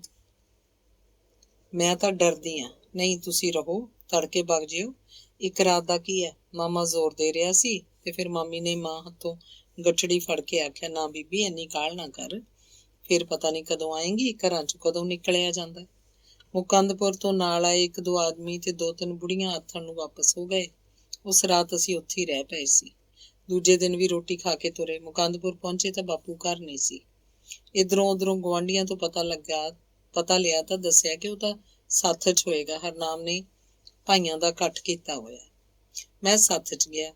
ਬਾਪੂ ਤੋਂ ਸਵਾਦ ਦੀ ਕੁੰਜੀ ਲੈ ਕੇ ਮਾਂ ਨੂੰ ਦੇ ਗਿਆ, ਫਿਰ ਆਪ ਸੱਥ 'ਚ ਜਾ ਬੈਠਾ। ਅਗਵਾੜ ਦੇ ਕਾਫੀ ਸਾਰੇ ਲੋਕ ਇਕੱਠੇ ਹੋ ਕੇ ਬੈਠੇ ਸੀ। ਲਗਭਗ ਸਾਰੇ ਬੁੜੇ ਜਿਹੇ ਸੀ, ਜਵਾਨ ਤਾਂ ਕੋਈ ਨਹੀਂ ਸੀ। 4-5 ਜਵਾਕ ਜੇ ਗੱਲਾਂ ਸੁਣਨ ਦੇ ਮਾਰੇ ਗਿੱਝੇ ਜੇਬਾਂ 'ਚ ਹੱਥ ਪਾਈ ਖੜੇ ਸੀ। ਗਿੰਦੀ ਆਖ ਰਿਹਾ ਸੀ, ਪਾਖਰ ਦੀ ਸੇਵਾ ਸਾਰੀ ਉਮਰ ਹਰਨਾਮ ਨੇ ਕੀਤੀ। ਉਹ ਆਪਣੇ ਹੱਥੀਂ ਆਪਣੀ ਢੇਰੀ ਦੇ ਗਿਆ ਇਹਨੂੰ। ਜੇ ਭਲਾ ਉਹ ਕਿਸੇ ਨੂੰ ਵੀ ਨਾ ਦਿੰਦਾ ਤਾਂ ਉਹ ਕੁੜੀ ਗੁਰੂ ਹੱਕਦਾਰ ਸੀ ਕਿ ਨਹੀਂ। ਹੁਣ ਪਿੰਡ ਦੀ ਜ਼ਮੀਨ ਪਿੰਡ 'ਚ ਰਹਿ ਗਈ। ਮੈਂ ਤਾਂ ਕਹਿੰਦਾ ਕੰਨੂ ਮਗਰ ਲੱਗੋ, ਭਾਈ ਹੁਣ ਇੰਤਕਾਲ ਹੋ ਗਿਆ, ਹੁਣ ਤਾਂ ਕੋਈ ਰੌਲਾ ਹੀ ਨਹੀਂ। ਗਰਜੇ ਨੰਬਰਦਾਰ ਨੇ ਸੰਗ ਘਰੋੜ ਕੇ ਥੁੱਕਿਆ ਤੇ ਕਿਹਾ, ਇਹ ਕੋਈ ਲੁਕ ਛਿਪ ਕੇ ਤਾਂ ਨਹੀਂ ਗੱਲ ਹੋਈ। ਪਾਖਰ ਦੀ ਵਸੀਅਤ ਤੇ ਮੇਰੀ ਮੋਹਰ ਛਾਪ ਲੱਗੀ ਹੈ। ਮੈਂ ਆਪ ਗਿਆ ਪਾਖਰ ਨਾਲ ਬਰਨਾਲੇ। ਕਾਨੂੰਨ ਮੂਹਰੇ ਕੋਈ ਜ਼ੋਰ ਨਹੀਂ, ਹੁਣ ਤਾਂ ਭਾਈਬੰਦੀ ਨਾਲ ਵੱਟ ਪਵਾਓ ਖੇਤ 'ਚ। ਹਰਨਾਮ ਚੁੱਪ ਕੀਤਾ ਬੈਠਾ ਸੀ ਤੇ ਛੱਟੀ ਦੇ ਡੱਕੇ ਨਾਲ ਧਰਤੀ ਤੇ ਲਕੀਰਾਂ ਕੱਢ ਰਿਹਾ ਸੀ। ਸਰਵਣ ਵੀ ਉਹਦੇ ਕੋਲ ਬੈਠਾ ਸੀ। ਉਹਨੇ ਵਿੱਚ ਦੀ 2 ਵਾਰ ਬੋਲਣ ਦੀ ਕੋਸ਼ਿਸ਼ ਕੀਤੀ, ਪਰ ਮੂੰਹ ਖੋਲ ਕੇ ਪੱਬਾਂ ਭਾਰ ਹੋ ਕੇ ਹੀ ਚੁੱਪ ਕਰ ਜਾਂਦਾ ਰਿਹਾ। ਤੇ ਫਿਰ ਇੰਨਾ ਕਹਿ ਕੇ ਪਰਾਂ ਮੂੰਹ ਪੁਆ ਲਿਆ, ਪਹਿਲਾਂ ਤੁਸੀਂ ਕਰ ਲਓ, ਫੇਰ ਬੋਲੂ ਮੈਂ ਤਾਂ। ਜਿਹੜਾ ਵੀ ਬੋਲਦਾ ਜਾਂ ਬੋਲਣ ਦੀ ਕੋਸ਼ਿਸ਼ ਕਰਦਾ, ਬਾਪੂ ਉਸੇ ਵੱਲ ਮੂੰਹ ਕਰ ਲੈਂਦਾ ਤੇ ਬਹੁਤ ਧਿਆਨ ਨਾਲ ਗੱਲ ਸੁਣਦਾ। ਸਰਵਣ ਪਿੰਡ ਦੇ ਪਰਲੇ ਅਗਵਾੜੋਂ ਸੀ। ਪਿੰਡ ਸਾਡੇ ਅਗਵਾੜ ਦਾ ਬੰਦਾ ਨਾ ਹੋਣ ਕਰਕੇ ਬੋਲਣੋਂ ਝਿਜਕ ਰਿਹਾ ਸੀ। ਸਰਵਣ ਵੀ ਠੁੱਲੀ ਵਾਲੀ ਵਿਆਹਿਆ ਹੋਇਆ ਸੀ। ਉਸੇ ਦੀ ਘਰ ਵਾਲੀ ਆਪਣੇ ਘਰਾਂ 'ਚੋਂ ਭਤੀਜੀ ਦਾ ਸਾਕ ਬਾਪੂ ਨੂੰ ਲੈ ਕੇ ਆਈ ਸੀ। ਨਾਨੇ ਦੇ ਭੋਗ ਵਾਲੇ ਦਿਨ 2-3 ਬੁੜੀਆਂ ਜੋ ਗਈਆਂ ਸੀ, ਉਹਨਾਂ 'ਚ ਇਹ ਭੂਆ ਵੀ ਸੀ। ਸਰਵਣ ਵੀ ਗਿਆ ਸੀ, ਸੋ ਉਹਨਾਂ ਨੂੰ ਸਾਰੀ ਗੱਲ ਦਾ ਪਤਾ ਸੀ। ਮਾਂ ਨੇ ਆਪ ਹੀ ਸਭ ਕੁਝ ਦੱਸ ਦਿੱਤਾ ਸੀ। ਹੁਣ ਜਦੋਂ ਕਿ ਸੱਥ 'ਚ ਇਕੱਠ ਹੋਣ ਵਾਲਾ ਸੀ, ਬਾਪੂ ਨੇ ਕੋਈ ਬੰਦਾ ਭੇਜ ਕੇ ਜਾਂ ਆਪ ਜਾ ਕੇ ਸਰਵਣ ਨੂੰ ਸੱਦ ਲਿਆ ਹੋਵੇਗਾ। ਬਾਪੂ ਨੇ ਆਪਣੇ ਪੱਖ ਦੇ ਹੋਰ ਵੀ 2-4 ਬੰਦੇ ਅਗਵਾੜ 'ਚੋਂ ਸੱਦੇ ਹੋਏ ਸੀ। ਜਿੰਨੇ ਬੰਦੇ ਤਾਏ ਦੇ ਸੀ ਉਨੇ ਹੀ ਬਾਪੂ ਦੇ ਹੋਣਗੇ, ਪਰ ਤਾਏ ਦੇ ਬੰਦੇ ਬੇਝਿਜਕ ਬੋਲ ਰਹੇ ਸੀ। ਗੇਂਦੀ ਤੇ ਗਰਜਾ ਬੋਲ ਹਟੇ ਤਾਂ ਸਰਵਣ ਖੜਾ ਹੋ ਗਿਆ। ਜੇ ਕਾਨੂੰਨ ਨੂੰ ਦੇਖੀਏ ਤਾਂ ਅਸਲੀ ਹੱਕਦਾਰ ਤਾਂ ਪਾਖਰ ਦੀ ਕੁੜੀ ਹੈ, ਉਸੇ ਦਾ ਹੱਕ ਬਣਦਾ, ਸਰਵਣ ਨੇ ਕਿਹਾ। ਕੁੜੀ ਨੂੰ ਜ਼ਮੀਨ ਦੇਣੀ ਹੁੰਦੀ ਤਾਂ ਉਹ ਹਰਨਾਮ ਦੇ ਨਾਂ ਕਾਹਨੂੰ ਕਰਾਉਂਦਾ ਵਸੀਅਤ। ਗਰਜਾ ਬੋਲਿਆ, ਕੁੜੀ ਨੇ ਤਾਂ ਉੱਤਾਂ ਵੀ ਕੋਈ ਨਹੀਂ ਕੀਤਾ। ਨਸਵਾਰ ਦੀ ਚੁੰਡੀ ਖੱਬੀ ਨਾਸ 'ਚ ਚਾੜ ਕੇ ਦਿਆਲ ਭੇਡਾਂ ਵਾਲੇ ਨੇ ਆਖਿਆ, ਉਹੀ ਤਾਂ ਮੈਂ ਕਹਿੰਦਾ, ਕੁੜੀ ਨੇ ਤਾਂ ਚਾਹਿਆ ਨਹੀਂ, ਫਿਰ ਤਾਂ ਹੱਕ ਦੋਵਾਂ ਭਾਈਆਂ ਦਾ ਹੈ। ਪਾਖਰ ਨੂੰ ਦੋਵੇਂ ਇੱਕੋ ਸੀ, ਸਰਵਣ ਨੇ ਕਹਿ। ਇੱਕੋ ਭਲਾ ਕਿਵੇਂ ਹੋ ਗਏ? ਸਾਰੀ ਉਮਰ ਤਾਂ ਹਰਨਾਮ ਦੇ ਚੁੱਲ੍ਹੇ ਤੇ ਰਿਹਾ, ਸੇਵਾ ਤਾਂ ਇਹਨੇ ਕੀਤੀ, ਜਿਹੜਾ ਸਾਂਭੇ ਉਹੀ ਜਾਇਦਾਦ ਦਾ ਹੱਕਦਾਰ, ਗਿੰਦੀ ਕਹਿ ਰਿਹਾ ਸੀ। ਸਾਰੀ ਉਮਰ ਭਲਾ ਕਿੰਨੇ ਕੁ ਸਾਲ ਸਾਂਭਿਆ? ਕੱਲ ਦੀਆਂ ਤਾਂ ਗੱਲਾਂ ਨੇ, ਕੱਲ ਤਾਂ ਅਜੇ ਅੱਡ ਹੋਏ ਸੀ। ਬੁੜੀ ਮਰੀ ਨੂੰ ਕਿੰਨਾ ਕੁ ਚਿਰ ਹੋਇਆ? ਉਦੋਂ ਬਾਅਦ ਹੀ ਅੱਡ ਹੋਏ ਨੇ। ਦਿਆਲ ਭੇਡਾਂ ਵਾਲਾ ਦੱਸ ਰਿਹਾ ਸੀ। ਕੋਈ ਸਿੱਧੀ ਗੱਲ ਕਿਉਂ ਨਹੀਂ ਕਹਿੰਦੇ? ਪਹਿਲਾਂ ਬੁੜੀ ਰੋਟੀ ਟੁੱਕ ਦਿੰਦੀ ਰਹੀ, ਫਿਰ ਦਲੀਪੋ ਕੁੱਕਰ ਨਾਈ ਅੱਖਾਂ ਜੀਆਂ ਮਲਦਾ ਹੌਲੀ ਦੇ ਕੇ ਆ ਗਿਆ। ਦੇਖੋ ਬਈ, ਪਾਖਰ ਭਾਵੇਂ ਵਸੀਅਤ ਕਰਾ ਗਿਆ, ਭਾਵੇਂ ਕੁਛ ਕਰਾ ਗਿਆ, ਜ਼ਮੀਨ ਦੋਵਾਂ ਭਾਈਆਂ ਨੂੰ ਅੱਧੋ ਅੱਧ ਕਰ ਦਿਓ। ਸਰਵਣ ਨੇ ਮੁੱਕਦੀ ਗੱਲ ਆਖੀ। ਵਸੀਅਤ ਛੱਡ ਤਾਂ ਇੰਤਕਾਲ ਵੀ ਹੋ ਗਿਆ, ਗੱਲ ਘਰ ਕਬਜ਼ੇ ਦੀ। ਰੋਂਦਾ ਅੱਧੋ ਅੱਧ ਨੂੰ ਗੇਂਦੀ ਨੇ ਖੜਾ ਹੋ ਕੇ ਆਖਿਆ ਤੇ ਆਪਣੇ ਹੱਥ ਵਿਚਲਾ ਗੰਨੇ ਦਾ ਸੁੱਕਿਆ ਛਿੱਲੜ ਤੋੜ ਕੇ 2 ਟੋਟੇ ਕਰਤਾ। ਬਾਪੂ ਵੀ ਖੜਾ ਹੋ ਗਿਆ। ਗੇਂਦੀ ਦੇ ਡੋਲੇ ਨੂੰ ਹੱਥ ਲਾ ਕੇ ਉਹਨੇ ਕਿਹਾ, ਜੇ ਤੂੰ ਕਬਜ਼ਾ ਕਹੇ ਨਾ, ਇਹ ਨਹੀਂ ਮਿਲਦਾ। ਹੁਣ ਜਿੰਨਾ ਮਰਜ਼ੀ ਜ਼ੋਰ ਲਾ ਲੈ ਕੋਈ, ਉਹ ਕਾਨੂੰਨ ਮੂਹਰੇ ਹਾਰਨਾ ਪਊ। ਪੁਲਿਸ ਦਵਾ ਦੂ ਕਬਜ਼ਾ ਤਾਂ। ਦੱਸ ਕੀ ਲੱਤ ਅੜਾਏਂਗਾ? ਗੇਂਦੀ ਨੇ ਕੋਰੀ ਗੱਲ ਕਰਤੀ। ਐਂ ਕਰੀ, ਇਹ ਤਾਂ ਮਗਰੋਂ ਆਊ, ਪਹਿਲਾਂ ਤੂੰ ਆਈ ਖੇਤ, ਤੈਨੂੰ ਦੇਊਂ ਕਬਜ਼ਾ ਪਹਿਲਾਂ ਤਾਂ, ਫੇਰ ਮੁੱਛ ਤੋਂ ਦੀ ਹੱਥ। ਬਾਪੂ ਦਾ ਖੂਨ ਇੱਕਦਮ ਖੌਲ ਉੱਠਿਆ। ਲੈ, ਮੈਨੂੰ ਕੀ ਲੋੜ ਹੈ? ਜਿਹਨੂੰ ਲੋੜ ਹੈ ਸਭ ਕੁਛ ਕਰੂ। ਗੇਂਦੀ ਢਿੱਲਾ ਹੋ ਗਿਆ ਤੇ ਫਿਰ ਭੋਲਾ ਆਦਮੀ ਕਹਿ ਕੇ ਪਾਸੇ ਹੋ ਗਿਆ। ਕੁਛ ਬੰਦੇ ਖੜੇ ਹੋ ਗਏ। 2-2, 3-3 ਜਣੇ ਵੱਖ-ਵੱਖ ਟੋਲੀਆਂ 'ਚ ਗੱਲਾਂ ਕਰਨ ਲੱਗੇ। ਫਿਰ ਸਭ ਦਾ ਰੌਲਾ ਉੱਚਾ ਹੋ ਗਿਆ। ਕਿਸੇ ਵੀ ਇੱਕ ਆਦਮੀ ਦੀ ਗੱਲ ਸਾਰਿਆਂ ਨੂੰ ਨਹੀਂ ਸੁਣ ਰਹੀ ਸੀ। 2-3 ਬੰਦੇ ਕੱਪੜੇ ਜਿਹੇ ਝਾੜ ਕੇ ਆਪਣੇ ਘਰਾਂ ਨੂੰ ਤੁਰ ਗਏ। ਗਰਜਾ ਵੀ ਜਾ ਰਿਹਾ ਸੀ, ਖੰਘਦਾ ਹੱਥ ਵਿਚਲੀ ਖੂੰਡੀ ਨੂੰ ਧਰਤੀ ਤੇ ਖੜਕਾਉਂਦਾ। ਫਿਰ ਤਾਇਆ ਤੇ ਗੇਂਦੀ ਵੀ ਤੁਰ ਗਏ। ਸਰਵਣ ਜੱਗੂ ਬੁੜੇ ਨਾਲ ਗੱਲਾਂ ਕਰਦਾ ਜਾ ਰਿਹਾ ਸੀ। ਆਸਾ ਸਿੰਘ ਖੁੰਡੀ ਉੱਤੇ ਆਪਣਾ ਬੋਝਲ ਸਰੀਰ ਝੁਕਾਉਂਦਾ ਹੋਇਆ ਬਿੰਦ ਦੀ ਬਿੰਦ ਆ ਕੇ ਖੜਾ ਸੀ ਤੇ ਚਲਾ ਗਿਆ। ਉਹਨੂੰ ਸ਼ਾਇਦ ਦੋਵਾਂ ਧਿਰਾਂ ਵੱਲੋਂ ਹੀ ਨਹੀਂ ਬੁਲਾਇਆ ਗਿਆ ਸੀ। ਉਹ ਆ ਕੇ ਖੜਾ ਸੀ ਤਾਂ ਵੀ ਕਿਸੇ ਨੇ ਉਹਨੂੰ ਬੈਠਣ ਲਈ ਨਹੀਂ ਕਿਹਾ। 2 ਘਰਾਂ ਦੇ ਇਸ ਨਿੱਜੀ ਝਗੜੇ 'ਚ ਆਸਾ ਸਿੰਘ ਨੇ ਖੁਦ ਵੀ ਕੋਈ ਦਿਲਚਸਪੀ ਨਹੀਂ ਦਿਖਾਈ ਸੀ। ਲੋਕਾਂ ਨੂੰ ਝਗੜਦਾ ਦੇਖ ਕੇ ਉਹਦੀਆਂ ਅਤ ਸਫੇਦ ਮੁੱਛਾਂ ਵਿੱਚੋਂ ਇੱਕ ਕਮੀਨੀ ਮੁਸਕਰਾਹਟ ਜੋ ਮੇਰੇ ਤੱਕ ਫੈਲ ਕੇ ਆਈ ਸੀ, ਮੇਰੇ ਵਿੱਚ ਇੱਕ ਝੁੰਝਲਾਹਟ ਜਿਹੀ ਪੈਦਾ ਕਰ। ਦਿਆਲ ਭੇਡਾਂ ਵਾਲਾ ਤੇ ਮੱਘਰ ਅਮਲੀ ਨਸਵਾਰ ਸੁੰਘਣੋਂ ਹਟ ਚੁੱਕੇ ਸਨ। ਬਾਪੂ ਨੂੰ ਨੀਵੀਆਂ ਨਜ਼ਰਾਂ ਨਾਲ ਲਗਾਤਾਰ ਤਾੜਦੇ ਜਾ ਰਹੇ ਸਨ। ਦਿਆਲ ਭੇਡਾਂ ਵਾਲੇ ਨੇ ਨਸਵਾਰ ਦੀ ਡੱਬੀ ਠੋਲਾ ਮਾਰ ਕੇ ਦੁਬਾਰਾ ਖੋਲੀ ਤੇ ਬਾਪੂ ਨੂੰ ਕਹਿੰਦਾ, ਮੁੰਡਿਆ, ਜਰਕੀ ਨਾ ਹੋਏ, ਭੋਰਾ ਵੀ ਦਿਲ ਰੱਖ। ਤੇ ਉਹ ਦੋਵੇਂ ਫੇਰ ਨਸਵਾਰ ਦੀਆਂ ਚੂੰਡੀਆਂ ਭਰਨ ਲੱਗੇ। ਮੈਂ ਘਰ ਆਇਆ ਤੇ ਕਾਲੇ ਸਾਹੀਂ ਮਾਂ ਨੂੰ ਸਾਰੀਆਂ ਗੱਲਾਂ ਦੱਸਣ ਲੱਗਿਆ। ਅੰਗ 11ਵਾਂ। ਬਾਪੂ ਵਾਲੀ ਜ਼ਮੀਨ ਦੀ ਮੱਕੀ ਵੱਢ ਲਈ ਗਈ। ਕਪਾਹ ਚੁਗੀ ਜਾਣ ਪਿੱਛੋਂ ਛਟੀਆਂ ਵੱਢੀਆਂ ਗਈਆਂ ਤੇ ਫਿਰ ਕਪਾਹ ਤੇ ਮੱਕੀ ਵਾਲਾ ਖੇਤ ਵਾਹ ਸੁਹਾਗ ਕੇ ਕਣਕ ਬੀਜਣ ਲਈ ਤਿਆਰ ਕਰ ਲਿਆ ਗਿਆ। ਤਾਏ ਨੇ ਇਸ ਵਾਰ ਸਾਰੀ ਧਰਤੀ ਵਿੱਚ ਕਣਕ ਬੀਜਣੀ ਸੀ। ਇਸ ਵਾਰ ਉਹਨੇ ਕਪਾਹ ਨਹੀਂ ਕੀਤੀ ਸੀ। ਅੱਧੇ ਖੇਤ 'ਚ ਮੱਕੀ ਤੇ ਅੱਧੇ 'ਚ ਗੁਆਰਾ ਬੀਜਿਆ ਸੀ। ਉੱਤੋਂ ਗੁਆਰਾ ਲਾਪਰ ਕੇ ਪਸ਼ੂਆਂ ਨੂੰ ਚਾਰਤਾ ਸੀ। 4 ਕਿਆਰੇ ਵੇਚ ਵੀ ਲਏ ਸਨ। ਟਾਂਗਰ ਤਾਂ ਵਿੱਚੇ ਵਾਹ ਦਿੱਤਾ ਸੀ। ਬਾਪੂ ਨੂੰ 2 ਕਿੱਲੇ ਹੋਰ ਮਿਲਣ ਦੀ ਐਡੀ ਆਸ ਨਹੀਂ ਸੀ ਜਿੰਨਾ ਫਿਕਰ ਉਹਨੂੰ 3 ਕਿੱਲੇ ਖੁੱਸ ਜਾਣ ਦਾ ਸੀ। ਉਹਨੇ ਦਿਲ ਕਰੜਾ ਕਰ ਰੱਖਿਆ ਸੀ ਕਿ ਉਹ ਵਾਹ ਲੱਗਦੀ 3 ਕਿੱਲੇ ਨਹੀਂ ਜਾਣ ਦੇਗਾ। ਮਰ ਜਾਏਗਾ, ਪਰ ਜਿੰਨੀ ਜ਼ਮੀਨ ਕਬਜ਼ੇ 'ਚ ਹੈ, ਕਬਜ਼ੇ 'ਚ ਹੀ ਰੱਖੇਗਾ। ਤਾਏ ਨੇ ਲੋਕਾਂ ਦਾ ਇਕੱਠ ਕਰਨ ਪਿੱਛੋਂ ਹੋਰ ਵੀ ਕਈ ਹੀਲੇ ਵਰਤੇ। ਰਿਸ਼ਤੇਦਾਰਾਂ ਨੂੰ ਵੀ ਵਿੱਚ ਪਾਇਆ। ਲੜਾਈ ਝਗੜਾ ਕਰਨ ਦੀ ਧਮਕੀ ਦਿੱਤੀ। ਪੁਲਿਸ ਲਿਆਉਣ ਦਾ ਡਰਾਵਾ। ਬਾਪੂ ਕਿਸੇ ਵੀ ਗੱਲ ਤੇ ਜਮਕਿਆ ਨਹੀਂ। ਰਿਸ਼ਤੇਦਾਰ ਕੋਈ ਉਹਨੂੰ ਕੁਝ ਕਹਿੰਦਾ, ਮਾੜੀ ਜੀ ਗੱਲ ਹੀ ਤੋਰਦਾ, ਬਾਪੂ ਉਲਟ ਕੇ ਉਹਦੇ ਗਲ ਪੈ ਜਾਂਦਾ। ਮੈਂ ਨਹੀਂ ਤੇਰਾ ਕੁਛ ਲੱਗਦਾ, ਉਹ ਤੈਨੂੰ ਖਰਾ ਪਿਆਰਾ ਹੋ ਗਿਆ। ਰਿਸ਼ਤੇਦਾਰ ਕੰਨ ਵਲੇਟ ਕੇ ਤੁਰ ਜਾਂਦੇ। ਸੁਣਿਆ, ਤਾਇਆ ਗੁਰੂ ਕੋਲ ਭੁੰਦੜ ਵੀ ਗਿਆ ਸੀ। ਗੁਰੂ ਸਿਆਣੀ ਰਹੀ, ਆਈ ਨਹੀਂ। ਬਾਪੂ ਚਾਹੁੰਦਾ ਤਾਂ ਉਹਦੇ ਰੁਕ ਕੇ ਰਿਸ਼ਤੇਦਾਰ ਵੀ ਆਉਂਦੇ, ਤਾਏ ਨੂੰ ਸਮਝਾਉਂਦੇ। ਬਾਪੂ ਨੇ ਤਾਂ ਮਨ 'ਚ ਧਾਰ ਲਈ ਹੋਈ ਸੀ ਕਿ ਉਹ ਆਪ ਹੀ ਜਿਵੇਂ ਕਿਵੇਂ ਸੁਲਝੇਗਾ। ਇੱਕ ਡਰ ਬਸ ਉਹਨੂੰ ਪੁਲਿਸ ਦਾ ਮਾਰਦਾ ਸੀ। ਉਹ ਸੋਚਦਾ ਪੁਲਿਸ ਮੂਹਰੇ ਤਾਂ ਕੋਈ ਜ਼ੋਰ ਨਹੀਂ ਚੱਲਣਾ। ਪਰ ਉਹ ਇਹ ਵੀ ਸੋਚਦਾ, ਪੁਲਿਸ ਕਿਹੜਾ ਐਵੇਂ ਆ ਜਾਊਗੀ। ਪੁਲਿਸ ਨੂੰ ਘਰ ਲਟਾਉਣ ਵਾਲਾ ਤਾਇਆ ਕਿੱਥੇ ਸੀ। ਫਿਰ ਵੀ ਉਹਦਾ ਦਿਲ ਨਾ ਖੜਦਾ। ਕਿਵੇਂ ਨਾ ਕਿਵੇਂ ਪੁਲਿਸ ਲਿਆ ਕੇ ਹਰਨਾਮ ਨੇ ਕਬਜ਼ਾ ਲੈ ਹੀ ਲਿਆ। ਤਦ ਤਾਂ ਵੱਟ ਢਾਉਣੀ ਔਖੀ ਹੋ ਜਾਏਗੀ। ਵੱਟ ਜੇ ਮੈਂ ਢਾਹ ਵੀ ਦਿੱਤੀ ਤਾਂ ਉਹ ਜ਼ਰੂਰ ਫੌਜਦਾਰੀ ਮੁਕੱਦਮਾ ਕਰੇਗਾ। ਮੁਕੱਦਮੇ ਉੱਤੇ ਪੈਸੇ ਲੱਗਣਗੇ, ਉਹਦੇ ਵੀ ਲੱਗਣਗੇ। ਕੀ ਪਤਾ ਮੁਕੱਦਮਾ ਕਿੰਨਾ ਚਿਰ ਚੱਲਦਾ ਰਹੇ। ਬਾਪੂ ਦਾ ਦਿਲ ਦੁਬਾਰਾ ਧੀਰਜ ਫੜਦਾ ਕਿ ਤਾਇਆ ਪੁਲਿਸ ਨਹੀਂ ਲਿਆ ਸਕਦਾ, ਮੱਲੋ ਮੱਲੀ ਵੀ ਕਬਜ਼ਾ ਨਹੀਂ ਕਰ ਸਕਦਾ। ਪਿੰਡ ਦੇ ਬੰਦੇ ਉਹਨੂੰ ਚੋਕ ਦੇਣ ਵਾਲੇ ਤਾਂ ਬਹੁਤ ਸੀ, ਪਰ ਕੋਈ ਵੀ ਅਜਿਹਾ ਨਹੀਂ ਸੀ ਜਿਹੜਾ ਡਾਂਗ ਚੁੱਕ ਕੇ ਬਰਾਬਰ ਖੜ ਸਕੇ। ਕਿਹੜਾ ਸੀ ਅਜਿਹਾ ਬਰਾਬਰ ਖੜਨ ਵਾਲਾ? ਕੋਈ ਵੀ ਨਹੀਂ ਸੀ। ਗੇਂਦੀ ਗਰਜਾ ਨੰਬਰਦਾਰ ਮਰਨਾ ਸੀ ਕਿਸੇ ਨੇ ਝੋਟਿਆਂ ਦੇ ਭੇਟ 'ਚ ਆ ਕੇ। ਬਾਪੂ ਨੇ ਤਾਂ ਹੁਣ ਇਹੀ ਸੋਚ ਲਿਆ ਹੋਇਆ ਸੀ ਕਿ ਉਹ 8 ਕਿੱਲਿਆਂ ਨੂੰ ਹੀ ਦੱਬੀ ਰੱਖੇ। ਪਾਣੀ ਦੀ ਵਾਰੀ ਤਾਂ ਅਜੇ ਕਈ ਦਿਨਾਂ ਨੂੰ ਆਉਣੀ ਸੀ। ਪਾਣੀ ਦੂਰ ਟੇਲ ਦੇ ਖੇਤਾਂ 'ਚ ਤੁਰਿਆ ਫਿਰਦਾ ਸੀ। ਬਾਪੂ ਕਾਹਲਾ ਸੀ, ਕਦ ਪਾਣੀ ਆਵੇ, ਕਦ ਜ਼ਮੀਨ ਰਮਾ ਕੇ 8 ਦੀ 8 ਕਿੱਲੇ ਕਣਕ ਬੀਜਤੀ ਜਾਏ।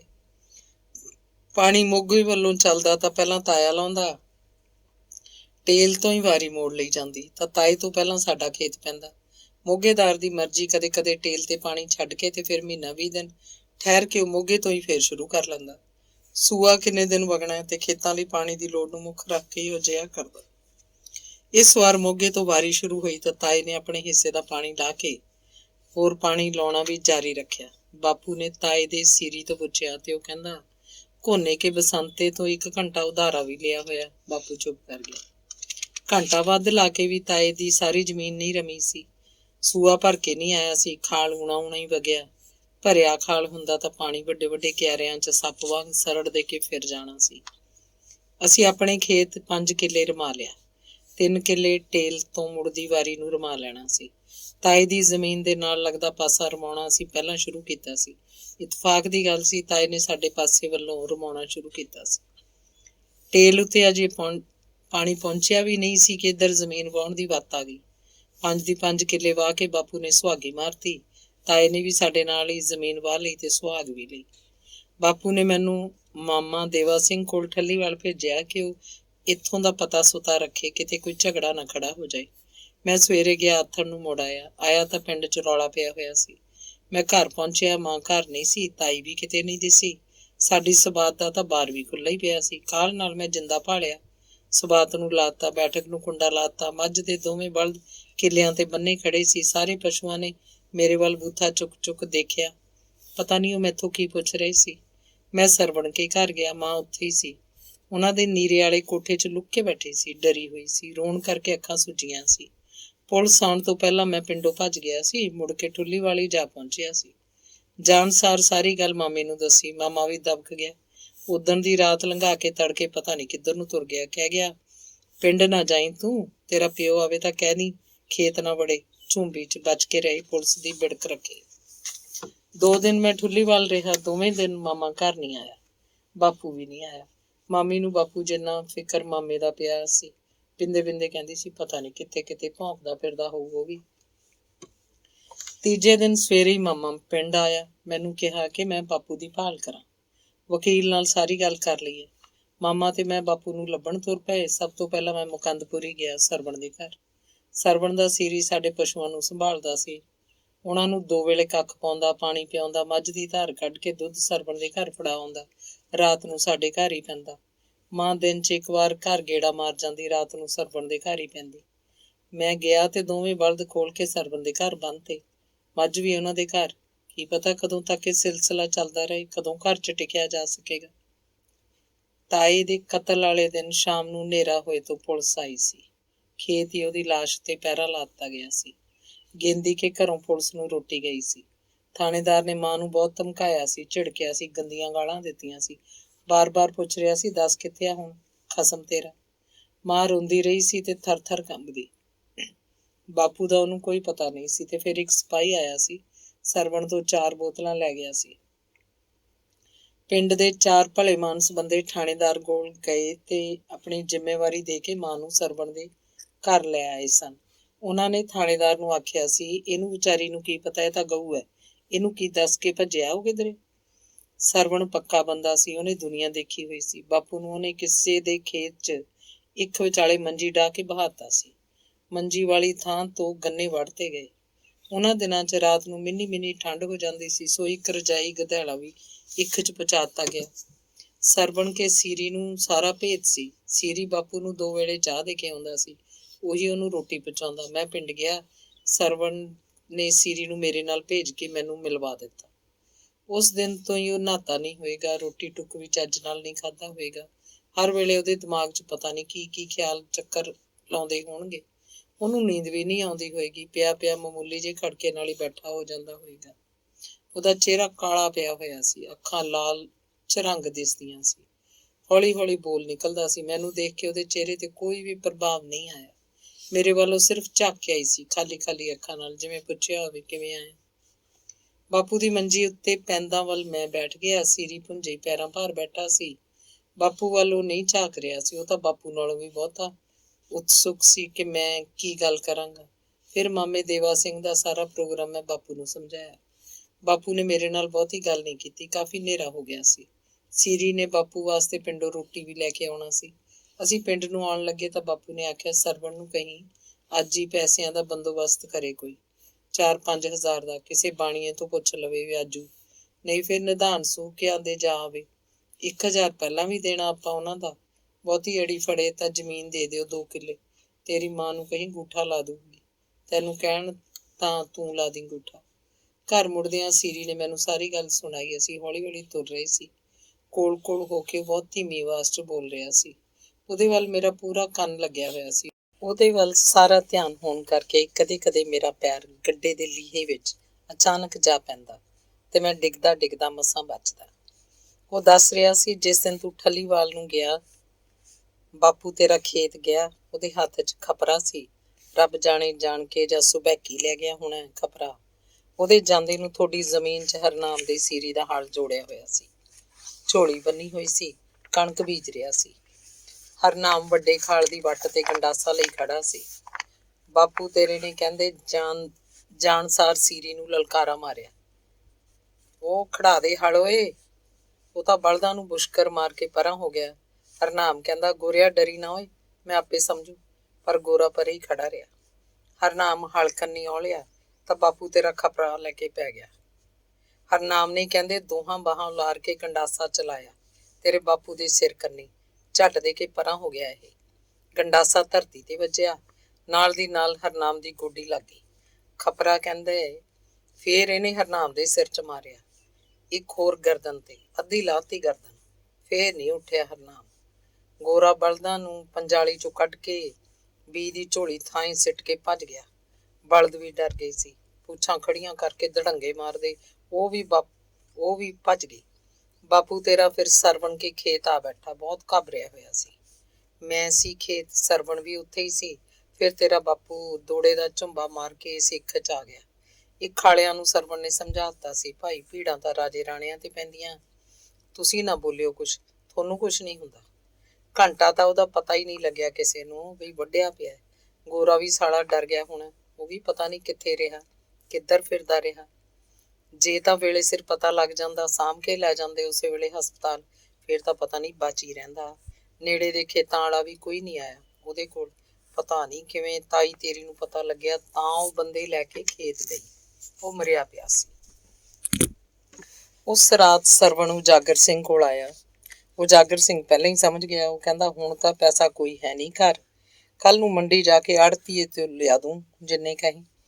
ਪਿਆਸਿਆਂ ਦੀ ਤਾਂ ਹੁਣ ਲੋੜ ਹੈ, ਹੁਣੇ ਤਾਂ ਤੁਰਨਾ, ਹੁਣੇ ਰਾਤ ਨੂੰ ਪੇਸ਼ ਕਰਵਾਉਣਾ ਵਰਿਆਮ ਨੂੰ, ਪਹਿਲਾਂ ਪੈਸੇ ਝੋਕਣੇ ਨੇ। ਸਰਵਣ ਨੇ ਤੱਦੀ ਦਿਖਾਈ। ਕਿੰਨਿਆਂ ਕੁ ਨਾਲ ਸਰਜੂ? ਘੱਟੋ ਘੱਟ 4,000।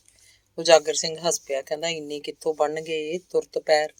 1,000-2,000 ਦੀ ਗੱਲ ਹੁੰਦੀ ਤਾਂ ਕਿਸੇ ਬਾਣੀਆਂ ਕੋਲੋਂ ਇੱਥੇ ਹੀ ਲੈ ਆਉਂਦਾ ਮੈਂ। ਦੇਖ ਲੈ ਕਿਵੇਂ ਕਰ, ਕੰਮ ਤਾਂ ਇਹ ਕਰਨਾ ਪਊ ਜ਼ਰੂਰ। ਤੁਸੀਂ ਐਂ ਕਰੋ, ਤੜਕੇ ਮੰਡੀ ਨੂੰ ਜਾਊਂ ਫਿਰ ਮੈਂ। 4,000 ਕੱਲ੍ਹ ਆਥਣ ਨੂੰ ਲੈ ਲਿਓ। ਤੇ ਫਿਰ ਪੁੱਛਣ ਲੱਗਿਆ, ਲਿਖਤ ਕਿਹਦੇ ਨਾਂ ਕਰਾਂਗੇ?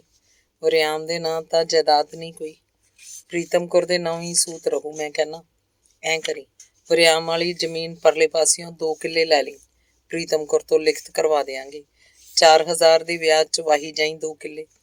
ਸਰਵਣ ਨੇ ਆਪ ਹੀ ਸੁਝਾ ਦਿੱਤਾ। ਉਹ ਫਿਰ ਹੱਸਿਆ, ਕਹਿਣ ਲੱਗਿਆ, 4,000 'ਚ 2 ਕਿੱਲੇ ਤਾਂ ਥੋੜ੍ਹੀ ਹੈ, 3 ਕਿੱਲੇ ਤਾਂ ਹੱਕ ਬਣਦਾ। ਵਕਤ ਪਿਆ ਹੋਇਆ ਸੀ, ਉਸ ਮੌਕੇ ਪੈਸਾ ਬਣਦਾ ਵੀ ਕਿਤੋਂ ਨਹੀਂ ਸੀ। ਸਰਵਣ 3 ਕਿੱਲੇ ਹੀ ਮੰਨ ਗਿਆ। ਤੇ ਫਿਰ ਉਜਾਗਰ ਸਿੰਘ ਕਹਿੰਦਾ ਕਿ ਉਹ 2,000 ਤਾਂ ਉਸੇ ਵੇਲੇ ਕਿਸੇ ਬਾਣੀਏ ਤੋਂ ਫੜ ਕੇ ਲਿਆ ਦਿੰਦਾ, ਬਾਕੀ 2,000 ਕੱਲ੍ਹ ਆਥਣੇ ਹਾਜ਼ਰ ਹੋ ਜਾਏਗਾ। ਵਹੀ ਉੱਤੇ ਲਿਖਤ ਹੁਣ ਕਰ ਲੈਂਦੇ ਹਾਂ। ਲਿਖਤ ਕਰਨ ਵਾਲੇ ਲਾਲੇ ਨੂੰ ਘਰ ਹੀ ਸੱਦ ਲਾਂਗੇ। ਤੇ ਫਿਰ ਉਜਾਗਰ ਸਿੰਘ ਸਰਵਣ ਨੂੰ ਕਹਿੰਦਾ ਹੈ ਕਿ ਉਹ 1 ਘੰਟੇ ਤੱਕ ਉਹਦੇ ਕੋਲ ਗੇੜਾ ਮਾਰੇ। 2,000 ਮਿਲ ਗਿਆ ਤਾਂ ਉਹ ਵਹੀ ਲੈ ਕੇ ਉਹਨਾਂ ਦੇ ਘਰ ਪਹੁੰਚ ਜਾਣਗੇ। ਸਰਵਣ ਨੇ ਘਰ ਆ ਕੇ ਮੈਨੂੰ ਤੇ ਮਾਂ ਨੂੰ ਸਾਰੀ ਗੱਲ ਦੱਸੀ ਤਾਂ ਅਸੀਂ ਖੁਸ਼ ਹੋਏ। ਸਾਡੀਆਂ ਅੱਖਾਂ ਖਿੜ ਉੱਠੀਆਂ। ਸਾਨੂੰ ਲੱਗਿਆ ਜਿਵੇਂ ਹੁਣ ਤਾਂ ਬਾਪੂ ਦਾ ਵਾਲ ਵੀ ਵਿੰਗਾ ਨਹੀਂ ਹੋਏਗਾ। ਰੋਟੀ ਖਾਣ ਬਾਅਦ ਸਰਵਣ ਫੇਰ ਗਿਆ। ਉਜਾਗਰ ਸਿੰਘ ਨੇ 2,000 ਦਾ ਪ੍ਰਬੰਧ ਕਰ ਲਿਆ ਸੀ। ਕਿਸੇ ਬਾਣੀਏ ਤੋਂ ਫੜ ਕੇ ਲਿਆਉਣ ਦਾ ਤਾਂ ਐਵੇਂ ਨਾਟਕ ਹੀ ਸੀ।